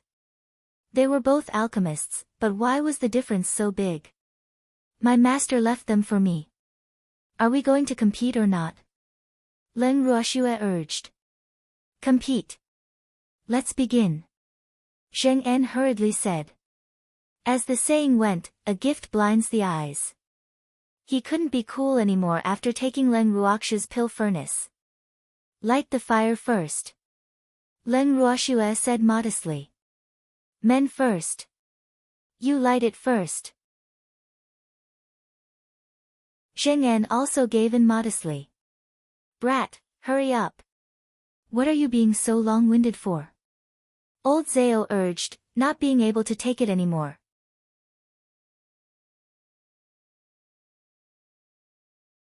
Chapter 356, You Are So Ugly, 3, Oh, alright then. Zheng Yan nodded helplessly and then lit the pill furnace. It's actually a divine flame. Old Zhao's eyes widened in jealousy as he looked at the red and purple flame. Boo-hoo. I want a divine flame too. Leng Ruoxue looked at her future subordinate with satisfaction. People who possessed a natal divine flame were considered rare. She didn't expect to meet one. Ha! Great! Leng Ruoxue saw that the other party had already lit the pill furnace, and a small flame lit on her fingertips. As soon as this small flame appeared, the people originally surrounding her immediately jumped away and looked at her with fear on their faces. Zheng Yan, who was taking out herbs from his ring, also looked at her in disbelief. What are you doing? Leng Ruoxue asked in puzzlement. What's with their gazes? Lass, do you want to grill us alive? Old Zhao was a little speechless. This girl's flame temperature actually rose again. Swear, we can't stand the temperature of your flame, Ling Qingtian explained. Ah. Leng Ruoxue was speechless. Is the temperature of this flame really that high? Why don't I feel it? Freak, is the temperature of this flame very high? Leng Ruoxue turned her head and asked Freak, the only one who didn't leave her side. It's all right, Freak said ingratiatingly. His words attracted several disdainful gazes. You're the best, Leng Ruoxue praised while caressing Freak's head like she was petting a puppy. Yes, of course. Freak was so proud. Hee hee, Shuer praised me again. What kind of flame is this? Zheng Yan couldn't help asking when he returned to his senses. This flame could actually make his natal divine flame feel fear. How was this possible? This was too unbelievable. His flame was a rare divine flame. It's considered a divine flame, Leng Ruoxue said indifferently. In fact, she didn't know what her current flame was. In short, the pills or equipment refined by her current flame were definitely better quality than before. Zheng En was speechless. What do you mean by that? Are we still going to compete? Let's begin quickly, Leng Ruoxue urged. She was a little sleepy and wanted to sleep. What's there to compete about now? I admit defeat, Zheng En said helplessly. The level of this woman's flame was higher than his and completely suppressed his flame. So even if he competed, he would definitely lose. What was there to compete about now? Brat, at least you know your place. Fighting with this girl is just courting death. Old Zhao patted Zheng En's shoulder. Yes, that's right. Her flame suppressed my flame. I absolutely can't exert my best strength. Zheng En nodded in agreement. Can my flame suppress your flame? Leng Ruoxue asked curiously. She had never competed with anyone else other than during the academy competition, so she didn't know that her flame could actually suppress other flames. Of course. I can feel fear from my natal flame. Zheng En nodded. But my flame didn't seem to suppress the other flames during the academy competition? Leng Ruoxue asked doubtfully and turned to old Zhao. Lass, don't look at me. You know your own flame best, old Zhao said hurriedly. Divine flames might not be able to suppress other flames too much, but this girl's flame was probably not a divine flame anymore. So it was normal for it to suppress other flames. Is it because of evolution? Leng Ruoxue pondered. Immediately after, she seemed to feel the emotions transmitted by her natal flame. It seemed to be saying that she was right. Lass, you should try to compete less with others in the future.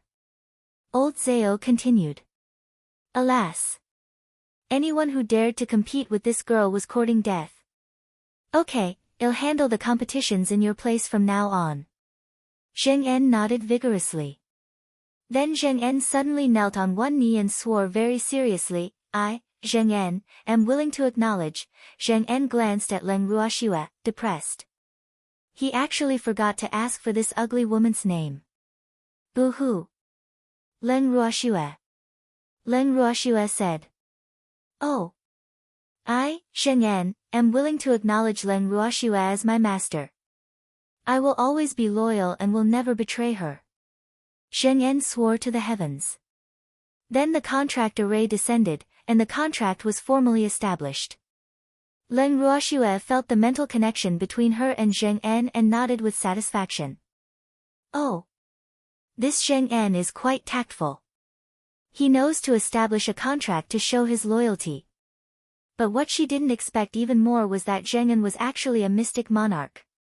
Zheng En, where is your bandit lair? Leng Ruoxue asked curiously.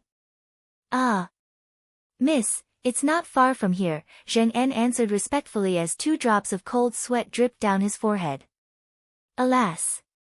He knew what his master wanted to do even without guessing. Bring us there. Leng Ruoxue said calmly. Since they wanted to rob them, they had to be prepared to be robbed. Anyway, all the bandits were dead, and the bandit leader had become her subordinate. The wealth they had painstakingly robbed for so many years shouldn't be left for others to take advantage of, so she would keep it for them. Yes, miss, Zheng En said.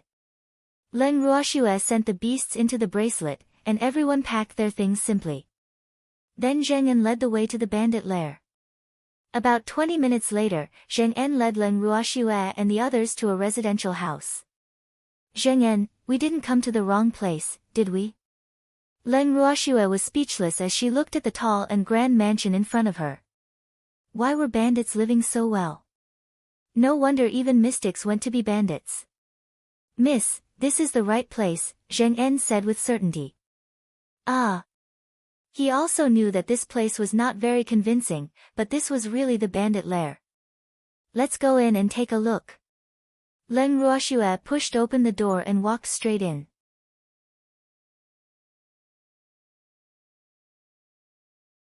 Chapter 357, You Are So Ugly. 4. After entering, Leng Ruoxue and the others were even more astonished because just the yard was luxurious and spacious enough to make people dumbfounded.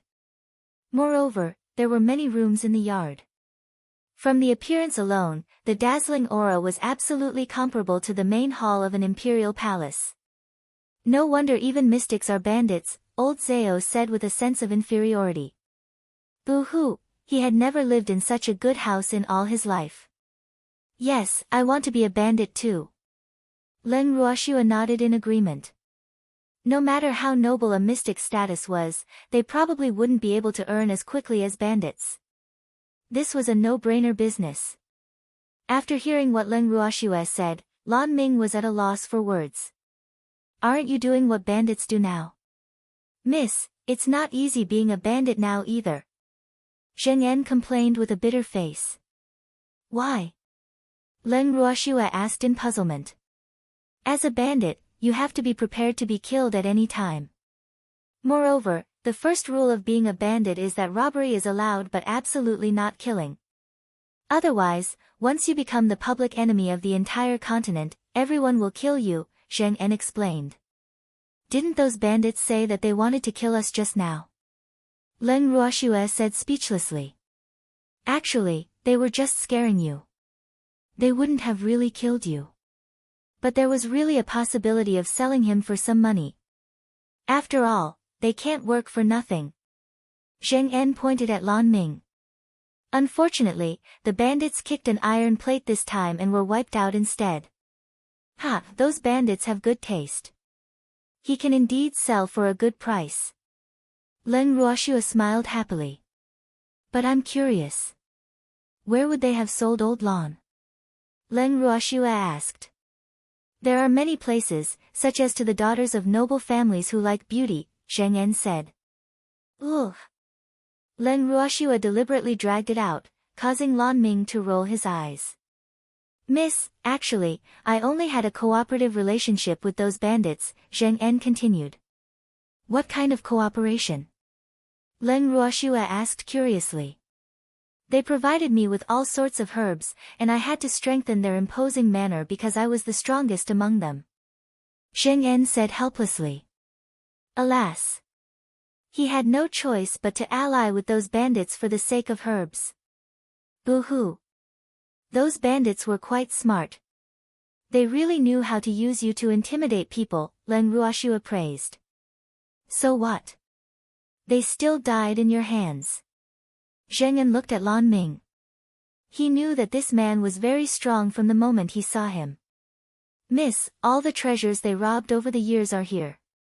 While speaking, Zheng En had already brought Leng Ruoxue and the others to an inconspicuous room. Open the door. Leng Ruoxue ordered. Okay. Zheng En opened the door with the key and led Leng Ruoxue and the others in. Leng Ruoxue and the others walked into the room and saw the casually piled treasures. They no longer wanted to say anything. Lass. I think we should just become bandits too. With our strength, we will definitely rob more than them, old Zhao suggested with shining eyes. Old Zhao, this idea suits me very well. Leng Ruoxue teased, but her eyes turned to Lan Ming. Why are you looking at me? I won't stoop that low, Lan Ming said resolutely. Really? I'll wait and see. Leng Ruoxue smiled deviously. Miss, do you really want to be a bandit? Zheng En said dumbfoundedly. Was he destined to be unable to get rid of his identity as a bandit for the rest of his life? Boo-hoo. Leng Ruoxue gave Zheng En a knock on the head and said with a smile, of course not. This young lady will only rob people who provoke me. Ha! Oh, that's good. Zheng En was relieved. He didn't want to be a bandit anymore. He had no choice in the past. Leng Ruoxue unceremoniously stored all the treasures in the room into the bracelet and confidently claimed them. Lass, you're rich this time. This wealth is enough to match the entire wealth of a medium-sized family, Lan Ming said. This isn't enough either. Leng Ruoxue said gloomily with a frown. Boo-hoo. There are too many family members. This isn't enough. How many people are there in your family? Lan Ming asked in disbelief. Too many, Len Ruoxue said with a slight headache. Lan Ming was speechless. If this amount of wealth wasn't enough to support them, then there must be a lot of people in their family. Len Ruoxue turned to Zheng Yan. Zheng Yan, let's stay here for the night and leave tomorrow. Okay, Mississippi. But where are we going? Zheng Yan asked curiously. To Carefree City, Len Ruoxue said. Ah. Carefree City. Miss, can I not go? Zheng Yan said with a troubled expression. Why?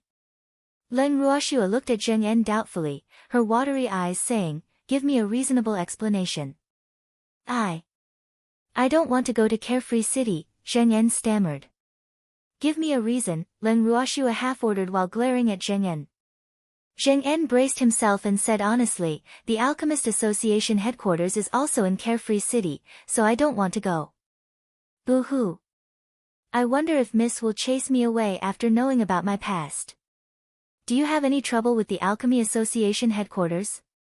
Len Ruoxue guessed, but her face was full of realization. Miss, actually. I'm an alchemist who was expelled from the Alchemist Association headquarters.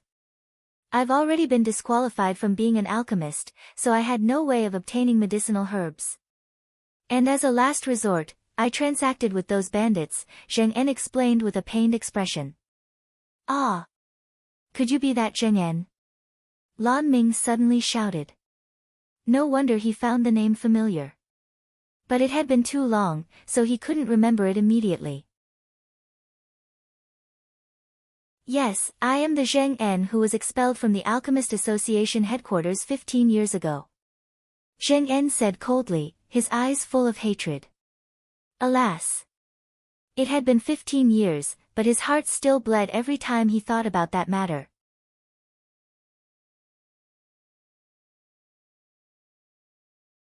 Chapter 358, Provocation, 1. I don't care what kind of enmity you have with someone in the Alchemist Association headquarters, but you have to go to Carefree City. As for your hatred, you have to take revenge for yourself, Len Ruoxue said lightly.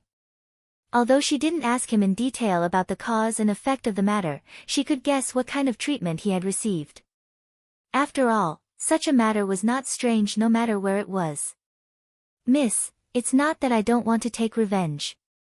It's just that my enemy is very powerful now. I'm not his match, Zheng Yan said helplessly. Just because you don't have strength now doesn't mean you won't have it in the future. I didn't ask you to seek revenge now. What's the rush? Len Ruoxue smiled lightly. Since Zheng Yan was already hers now, then of course she couldn't stand by and watch others bully her own people. Yes, I'm not in a hurry. I've already endured for so many years. Sooner or later, I will take revenge for being framed with my own hands, Zheng Yan said vigorously as if he was a different person. Brat Zheng, that's right. Don't worry. We will definitely help you if you want revenge.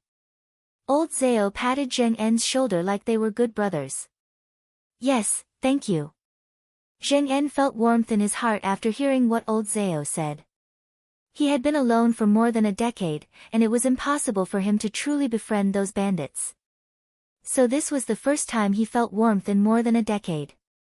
After seeing Zheng Yan regain his confidence, Len Ruoxue said, everyone, rest early today. Let's continue going tomorrow morning. Okay, Len Qingtian and the others answered and went to find rooms to rest. But Lan Ming didn't leave. Len Ruoxue glanced at Lan Ming. President Lan, do you have something to say? Lass, what happened back then was very troublesome and complicated. I advise you not to get involved, Lan Ming said after some thought. Zheng Yan is now my subordinate. Do you think I won't be involved? Len Ruoxue asked calmly. I think it's better to let Zheng Yan stay here for the time being. You can pick him up after the Mystic Association's competition is over, Lan Ming suggested. What he implied was that it was best not to let Zheng Yan go to Carefree City, lest he was recognized. There's no need. But if you're afraid of trouble, President Lan, we can part ways here. Leng Ruoxu's tone suddenly became a little cold. Humph. In your dreams. You want to get rid of me now that you have a new road to becoming rich, right? Dream on. Lan Minghua roared. Boo-hoo, his good intentions were actually treated as ill intent. He felt wronged. He had always thought that he was already friends with them, but this heartless little girl actually wanted to chase him away because of Zheng Yan, whom she had only known for a short while. Boo-hoo. So sad. When did I say I wanted to get rid of you? I was afraid you would find it troublesome. Leng Ruoxue said speechlessly as 2 drops of cold sweat dripped down her forehead. Why is this guy so unreasonable? Humph. If you're not afraid, why should I be? Lan Ming roared gloomily. Since you're not afraid, then go to sleep. We have to travel early tomorrow morning. Leng Ruoxue said lightly. Then she left with Freak, leaving Lan Ming sullen and alone. After staying in the bandit lair for the night, Leng Ruoxue and the others set off the next morning. 10 days later. Leng Ruoxue and the others arrived at Nightless City. This city is Nightless City. After passing through this city, we will reach Carefree City, Lan Ming explained outside the city gate while looking at the tall and grand city walls. After 10 days of traveling, they were almost at their destination. Nightless City. Do you mean that nighttime here is as lively as daytime? Leng Ruoxue asked curiously. Yes, the nights here are also brightly lit and bustling, Lan Ming said. Is this city bigger than Windless City? Leng Ruoxue asked. About the same. They're both not too big, Lan Ming answered. Old Lan, do mystics have any other preferential treatments? Leng Ruoxue asked. During the few days of being with Lan Ming, she had learned that mystics weren't charged any fees for entering cities. If inns are full, mystics have priority to stay. If 2 groups of guests are both mystics, the higher level one is the most respected, Lan Ming said with a smile. Oh. Old Lan, let's enter the city. Let's find a place to rest and then continue tomorrow, Leng Ruoxue said after understanding the situation. Let's go. There's an inn owned by our Mystic Association in Nightless City. Mystics get a discount there, Lan Ming said. Why isn't it free? The Mystic Association really takes enough. It even collects money from its own people, Leng Ruoxue thought. The association has to earn money too. The entire Boundless Heaven continent has a population of billions. No matter how few mystics there are still hundreds of thousands. If everything was free, then the association wouldn't be able to support the mystics no matter how much money it has. But it's completely free for mystics at or above Mystic Sovereign, Lan Ming said with a light smile. Oh. Leng Ruoxue nodded understandingly. Then everyone walked into Nightless City. We're here. This is it. After walking for a while, Lan Ming pointed at a gilded signboard in midair. On the signboard were 2 large words, Mystic Association. Leng Ruoxue looked at the signboard of the inn in front of her. This Mystic Association is really lazy. It didn't even bother to name it and just directly wrote the words Mystic Association on the signboard. Lass, this place is easy to recognize, right? Lan Ming said proudly. Yes. Very easy to recognize. Leng Ruoxue braced herself and echoed.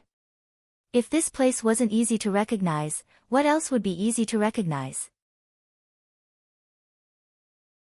Leng Ruoxue and the others walked into the inn of the Mystic Association with Lan Ming. President Lan, who are they? The innkeeper asked in puzzlement while looking at the people behind Lan Ming when they arrived at the front desk. They are the representatives of our association, Lan Ming explained lightly.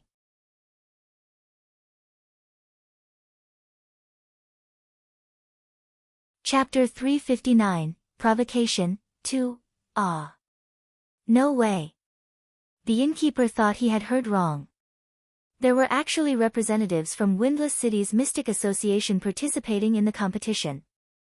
Moreover, how could there be such ugly mystics? It was too unbelievable. Do you think I would lie to you? Lan Ming glared at him angrily. Humph. These bastards who judge others by their appearance will suffer if they anger that little girl. He couldn't help gloating at the thought. No, no. Why would President Lan lie to me? The innkeeper hurriedly said. To be honest, he really didn't think very highly of the ugly mystics Lan Ming brought. Then quickly arrange rooms for us. Lan Ming said impatiently. Humph. These snobbish fellows will be taught a lesson sooner or later. President Lan, there are only 2 rooms left, the innkeeper said with a troubled expression. How is that possible? Shouldn't you reserve rooms for the major association branches? Lan Ming said angrily. The Mystic Inn of Nightless City would reserve rooms for the major association branches in every official competition of the Mystic Association. This was the usual practice. There were some at first, but President Zhou brought too many mystics. There weren't enough rooms reserved for them, so, the innkeeper stammered, his eyes a little evasive. So you gave our rooms to them? Lan Ming was angry. This is too much. President Lan, I didn't have a choice either. I can't afford to offend President Zhou. Moreover, it was President Zhou who said that no one from your branch would participate in the competition. That's why I gave him the rooms, the innkeeper hastily explained. Boo-hoo. The Mystic Association of Windless City had forfeited the previous competition, so he didn't expect them to send people this time. Do you mean that you can afford to offend me, but you can't afford to offend President Zhou? Lan Ming narrowed his eyes in displeasure. No, that's not what I mean. We can't afford to offend either of you. The innkeeper was so anxious that he was about to cry. Boo-hoo, could he pretend to faint? Old Lan, forget it. Why fuss over it with a servant? 2 rooms are enough, Leng Ruoxue said calmly. That's true. It's beneath my status to fuss over something with a servant. Lan Ming smiled elegantly. Bring us to our rooms quickly. Leng Ruoxue ordered. Yes, please follow me, the innkeeper said cautiously. Boo-hoo, why was this ugly woman's aura more terrifying than President Lan's? Sirs and madam, these are the 2 rooms. The innkeeper led Leng Ruoxue and the others to the 3rd floor and pointed at the 2 innermost rooms. Old Lan, we want to cultivate. You can have a room to yourself. Leng Ruoxue casually pushed open a door and walked in directly. Freak and the others followed closely behind. If there's nothing important, don't disturb us, Lan Ming said coldly to the innkeeper after seeing Leng Ruoxue and the others enter the room. Then he pushed open the door and entered his room. In Leng Ruoxue and the others' room. Miss, I want to enter the space, Zheng En said impatiently as soon as Leng Ruoxue entered the room before they could even size up the room. Brat Zheng, why are you in such a hurry? Old Zhao was a little speechless. If not for Lan Ming, this brat would probably have stayed inside and refused to come out. Let's go. Leng Ruoxue brought everyone into the bracelet with a thought. As soon as Zheng En entered the bracelet, he immediately ran to the medicinal fields. His eyes lit up as he looked at the precious herbs, and he was almost drooling. Don't drop your saliva on my herbs, the little black dog, who had been guarding the medicinal fields, warned. I want, Zheng En quickly promised and sat down beside the medicinal fields like the little black dog. Leng Ruoxue looked helplessly at the man and dog beside the medicinal fields and shook her head with a chuckle. Since the first time she brought Zheng En here, he hadn't wanted to go out. Moreover, as long as he stayed in the bracelet, she would definitely be able to find him in the medicinal fields. Alas! What a pill maniac! Zheng En's obsession with pills and herbs really made her blush with shame. Freak, let's rest early. Leng Ruoxue turned to Freak. Okay. Freak nodded and pulled Leng Ruoxue into the purple bamboo house. As for Leng Qingtian and the others, they had long returned to their houses to cultivate mystic skills. The next morning, Leng Ruoxue brought everyone out of the bracelet. Mississippi. Zheng En looked at Leng Ruoxue pitifully, his eyes full of pleading. Boo-hoo, there was a very precious herb that was about to mature today. Such an opportunity was rare to come by in 1,000 years. We should go. There will be more chances in the future, Len Ruoxue coaxed helplessly as 2 drops of cold sweat dripped down her forehead. Alas! She really couldn't get used to being looked at by a tall, burly, and resolute man with such a pitiful gaze. Standing beside Len Ruoxue, Freak rapped Zheng'an on the head and roared with displeasure, "You're not allowed to learn from me." Damn it! He actually wants to pretend to be pitiful like me. Humph. Not a chance. My Shuer won't pity other men. I didn't, Zheng'an said aggrievedly with tears in his eyes. Boo-hoo. Miss Man is so fierce. Go out. Don't make Lan Ming wait anxiously. Len Ruoxue suppressed her smile. Hee, Freak is cuter when he's pretending to be pitiful. Len Ruoxue and the others exited the room and happened to see Lan Ming pacing around in the corridor. Old Lan, what's wrong? Len Ruoxue asked curiously. Why was Lan Ming like an ant on a hot pan? Lass, you came out at the right time. I want to tell you about President Zhou. Lan Ming was about to say something when Len Ruoxue interrupted him. Old Lan, I'm not interested in unimportant people, Len Ruoxue said without much interest. Lass, listen to me. Lan Ming sighed helplessly. Alright, tell me. Len Ruoxue said nonchalantly.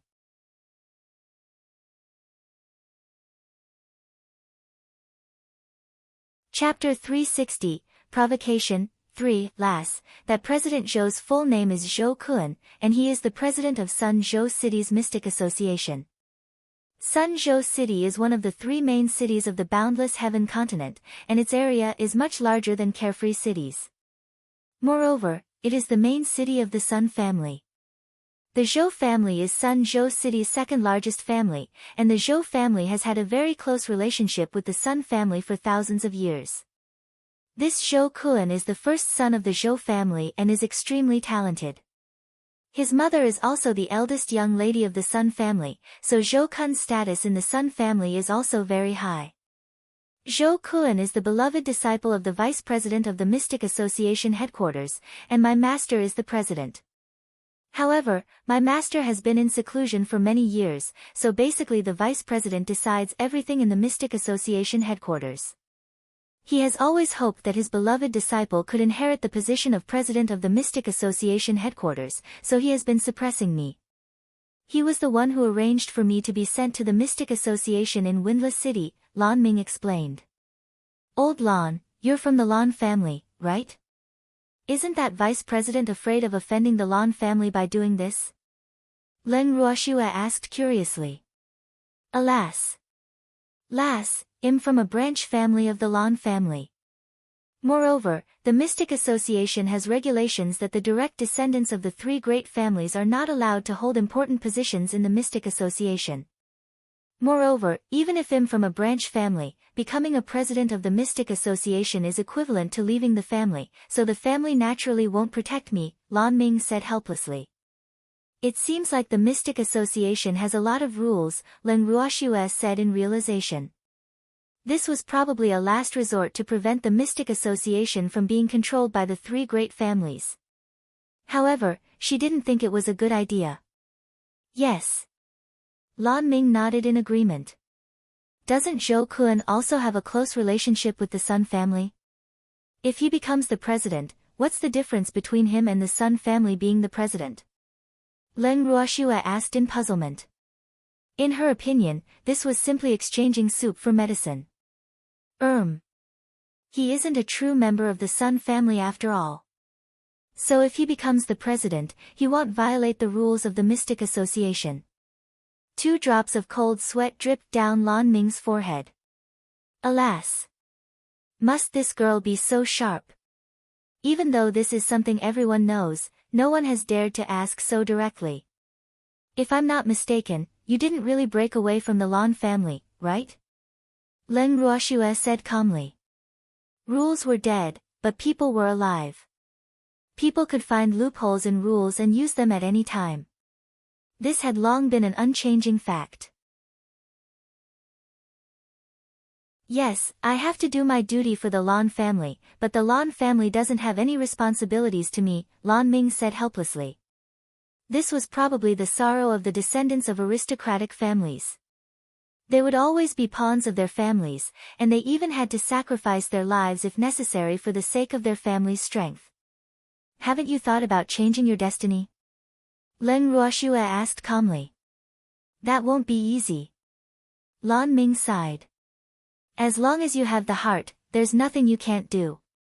Leng Ruoxue didn't agree at all with Lan Ming's slightly negative thoughts because becoming stronger had always been her goal. She knew very well that only by becoming a powerhouse above everyone could she control her own destiny, so she had always been working in this direction. Lass, you really don't understand the power of a family. How could Lan Ming not want to break free from his family's control? But he couldn't do it at all at present. Hee, this girl is our family head. Her words are like an imperial edict to us. What else does she need to know? Old Zhao interrupted. That's true. Oh right, lass, we might be going on the road with Zhou Kun and the others later, Lan Ming reminded. Why? Leng Ruoxue asked with some displeasure. She didn't want to go with that Zhou what's-his-name. I was notified this morning that the headquarters has already sent people to fetch us, so I guess we have to set off together. This was also the main reason why he told Leng Ruoxue about Zhou Kun. On the way, he had already understood Leng Ruoxue's character of taking revenge for any enmity, so he was very afraid that she would have a conflict with Zhou Kun. After all, she was definitely not Zhou Kun's match now. Oh, don't worry. As long as he doesn't provoke me, I won't take the initiative to provoke him, Leng Ruoxue said indifferently. But don't blame me if that fellow foolishly provokes me. That's good. Lan Ming was relieved after hearing Leng Ruoxue's promise because he knew that she wasn't someone who liked to cause trouble. Old Lan, when will they send people? Leng Ruoxue asked. They should be here in an hour. It's enough for us to have breakfast in the dining hall. Lan Ming looked at the time. Then let's go. Leng Ruoxue said. Leng Ruoxue and the others arrived at the restaurant on the first floor and deliberately found a window seat. But an annoying voice sounded in their ears just as they sat down. Yo, isn't this President Lan? I heard that people from your windless city's Mystic Association can finally participate in the competition this year, a frivolous voice said provocatively. But no one bothered with him. We haven't seen each other for so long, but I didn't hear anything about you becoming a mute, President Lan. What? Are these mystics you brought also mute? Zhou Kun, who was standing by their table, endured his anger and continued provoking. Humph. He didn't believe that Lan Ming wouldn't get angry. No one will think you're a mute if you don't speak, old Zhao said indifferently with his head lowered. How dare you? How dare you offend your superiors? Do you know who I am? Zhou Kun roared furiously. No one had dared to speak to him like this before. This old man was dead for sure. Leng Ruoxue looked up with slight displeasure and glanced indifferently at the man standing in front of their table. This greasy-looking asshole must be Zhou Kun. Zhou Kun was about 30 years old. He was considered handsome but a little too effeminate. There was a brutal aura between his eyebrows, and his strength should be on par with Lan Ming's. But this bearing. It was totally different from Lan Ming's.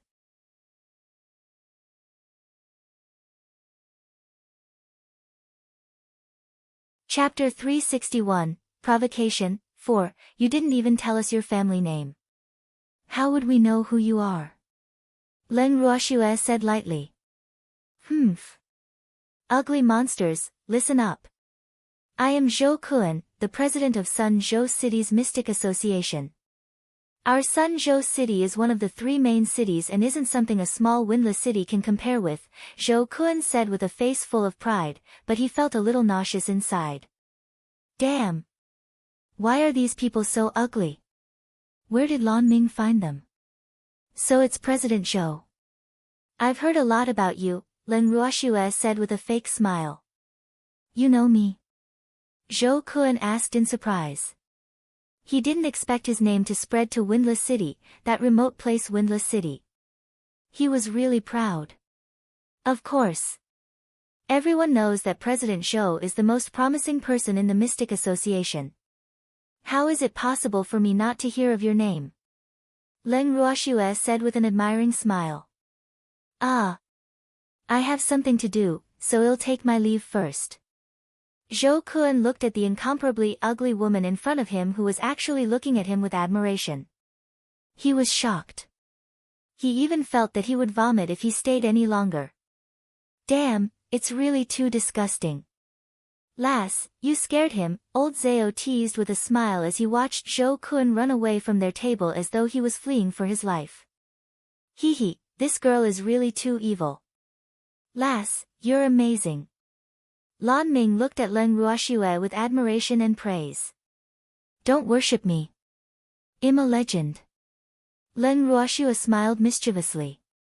Swear, you actually smiled at another man just now. Boo-hoo, just this once. There won't be a next time. Freak's jealousy rose once again as he pouted in dissatisfaction. Leng Ruoxue hugged Freak's neck and kissed him heavily on the lips without hesitation, coaxing him to smile again. At this moment, the innkeeper walked to their side and said carefully, President Lan, the people from headquarters have arrived. Let's go. Lan Ming said directly to Leng Ruoxue and the others without even looking at the innkeeper. Leng Ruoxue and the others nodded, then stood up and walked directly to the entrance. Outside the inn, two enormous flying spirit beasts landed on the street and even blocked the traffic. I don't want to share a spirit beast with these ugly monsters. An unruly voice sounded somewhat ear-piercing on the street. Leng Ruoxue and the others heard this voice as soon as they exited the inn and looked at the owner of the voice in unison. The owner of the voice was in her 20s, had a face as beautiful as peach blossoms, a sexy and enchanting figure, a tall figure, and an outstanding temperament. She was definitely a rare great beauty on the surface, but her character was not flattering. Lan Ming lowered his voice and said to Leng Ruoxue and the others, she is the little princess of the Sun family, Sun Meilin. So she's from the Sun family. No wonder. Leng Ruoxue said with a spurious smile, her eyes shining with several cold lights. Lass, you better not provoke her now. She's very favored in the Sun family, Lan Ming reminded with a frown. Old Lan, aren't you mistaken? Did I provoke her? Leng Ruoxue asked with ill intentions. In short, you should stay away from her now. Don't go head-on with her, Lan Ming said worriedly. Alas. This girl's vengeful nature sometimes gave people quite a headache. Old Lan, you like to compromise too much. I can't bear to be wronged, Leng Ruoxue said with a light smile, but the coldness in her eyes grew denser. Lan Ming sighed softly and said helplessly, alas. There's nothing we can do. Being in a large family, we have to be able to tolerate things. Swear, should we go over? Freak asked as he gently hugged Leng Ruoxue's waist. Let's go. Leng Ruoxue nodded slightly. Leng Ruoxue and the others walked toward the two enormous spirit beasts. Ugly monsters, stay away from me. Sun Meilin's beautiful face was full of disgust. At least you know your place. Leng Ruoxue nodded in satisfaction. What do you mean by that? Sun Meilin, who was already sitting on the spirit beast's back, questioned furiously. Literally. Leng Ruoxue glanced at Sun Meilin with her watery eyes and smiled faintly. Don't you understand? What she means is that you know yourself well. You are too ugly to be seen, Freak explained very kindly. You two ugly monsters dare to say that I'm ugly. I'm the second most beautiful woman on the boundless heaven continent. Damn it. What sort of eyes do you have? Sun Meilin immediately lost her composure when she heard someone say that she was ugly. What she was most proud of was her appearance. But these two incomparably ugly monsters actually said that she was ugly. How could she bear it? Second most beautiful? You're not the most beautiful. What's there to be proud of? Besides, the ugliness I'm talking about is your heart, not your face, Leng Ruoxue said with slight mockery. She really didn't understand why there were beauty rankings everywhere she went. She hated such beauty rankings the most because, in her opinion, they were just rankings developed by some boring stinky men to satisfy their personal desires. Any intelligent woman wouldn't care about these rankings. You. Damn it. Do you know what you're saying? I won't let you go, Sun Meilin roared in anger. Image. Image. Aren't you the second most beautiful woman? You have to take note of your image. Don't let others see your true appearance, or it will make people lose their appetite, Leng Ruoxue reminded with a naughty smile. Hearing this, Sun Meilin actually looked around. She was slightly relieved when she saw that there were few people on the street. Humph. Although this ugly monster is an eyesore, she has a point. I truly have to take care of my image. I'll deal with this ugly monster when I have the chance in the future. Now far away, Lan Ming heard what Leng Ruoxue said and broke out in a cold sweat. Alas! This girl really can't tolerate a grain of sand in her eyes. Old Lan, let's go. Leng Ruoxue naturally couldn't be bothered with Sun Meilin when she saw that she was silent. She got onto the back of the other spirit beast.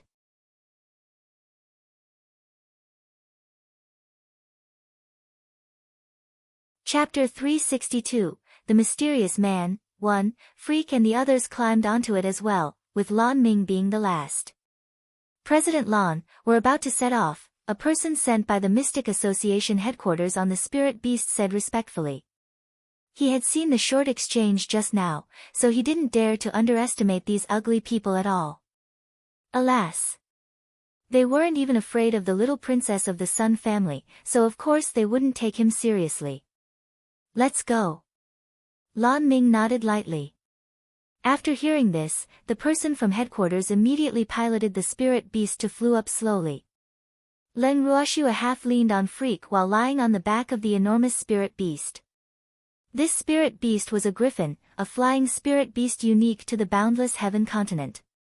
Although Griffin's level wasn't high, and its flying speed wasn't the fastest, its advantage was that it was large enough, stable, and comfortable. So it could be considered the most popular flying spirit beast on the boundless heaven continent. Old Lan, sitting on this griffin is so much more comfortable than sitting on your Jin Hui, Leng Ruoxue said with her eyes closed.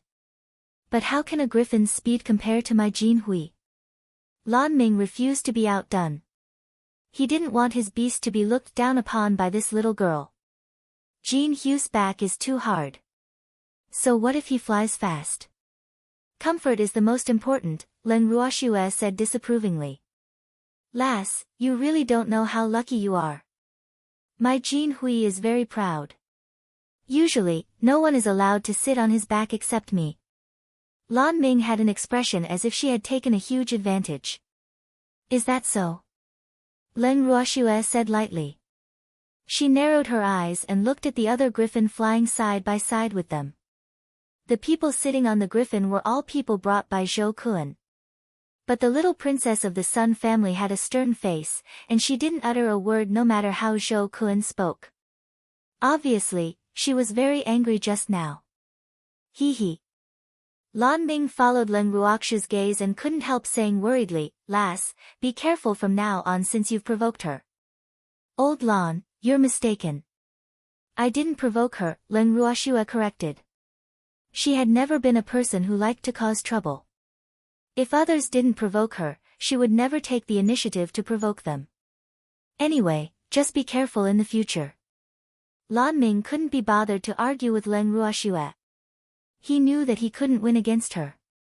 Old Lan, I know my limits. You should worry more for yourself.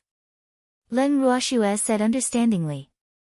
When Lan Ming arrived at the Mystic Association headquarters, his days would definitely not be good. Alas!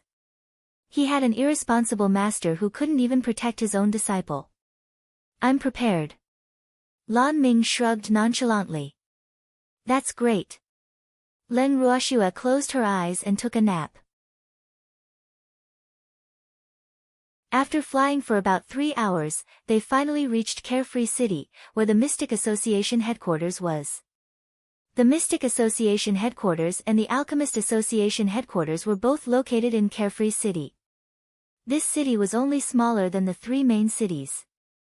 However, ordinary people were not allowed to enter Carefree City. The prerequisite to enter Carefree City was being a mystic or an alchemist. Of course, people from the other 2 major associations, the Artificer Association and the Beast Trainer Association, could also enter the city, but they had to have identification. The 2 enormous griffins flew directly into Carefree City and landed in front of the Mystic Association headquarters. President Lan, please wait here for a moment. Someone will bring you to your residence later, the person who brought them said respectfully. Okay, Lan Ming answered. Len Ruoxue and the others jumped off the griffin's back and waited directly at the entrance of the Mystic Association. At this moment, an attendant walked out of the Mystic Association. After seeing the 2 groups of people, the attendant went directly to Zhou Kun and his group, bowed, and said very respectfully, President Zhou, you're finally here. President Wu missed you 2 days ago. Come in with me quickly. Okay, please lead the way, Zhou Kun said very gentlemanly. President Zhou, Miss Sun, this way please, the attendant said respectfully. He completely ignored Len Ruoxue and the others and directly led Zhou Kun's group into the main entrance of the headquarters. When Zhou Kun and his group passed by Lan Ming and the others, they deliberately glanced at them provocatively before swaggering into the Mystic Association. Len Ruoxue and the others were completely ignored. Damn, these snobs. I've never been treated like this before. Old Zhao couldn't help cursing. Why bother with a dog? Len Ruoxue said calmly without any anger on her face. Lass, aren't you angry? Old Zhao asked in disbelief. When did this girl's temper become so good? Len Ruoxue looked at Lan Ming with incomparable sympathy and said lightly, it was expected. What's there to fuss about? I'm sorry. I'm too useless, Lan Ming said guiltily. Alas. He might be impressive in the eyes of outsiders, but it was the vice president's world at the headquarters. He had always been the one being suppressed. Now, Len Ruoxue and the others were also implicated by him. This isn't your fault. You don't have to blame yourself, Len Ruoxue comforted. In her opinion, the Mystic Association headquarters had become what it was today because of Lan Ming's irresponsible master. He was the one who created an opportunity for the ambitious vice president to develop his faction. Hey, since no one cares about us, let's enter by ourselves. It's not a good idea to stand on the street. Lin Liang said. He didn't want to be treated as a clown for onlookers to watch. Okay, let's enter. Lan Ming took a deep breath and decided. Although this wasn't in line with the rules of the Mystic Association headquarters, he couldn't let Len Ruoxue and the others stand outside forever. Len Ruoxue and the others nodded. They pushed open the main door of the headquarters and walked in directly. Who dares to trespass into the Mystic Association headquarters? A loud shout sounded in everyone's ears. In the blink of an eye, Len Ruoxue and the others were surrounded by a group of mystics. You're tuning in to the Blissful Bookshelf YouTube channel. We're so grateful for your support and don't forget to subscribe to join us on this incredible journey through captivating stories. Your generosity through donations truly makes a world of difference, as it's the primary source of revenue that allows me to expand and enhance this channel for you. Thank you from the bottom of my heart for being a part of this adventure.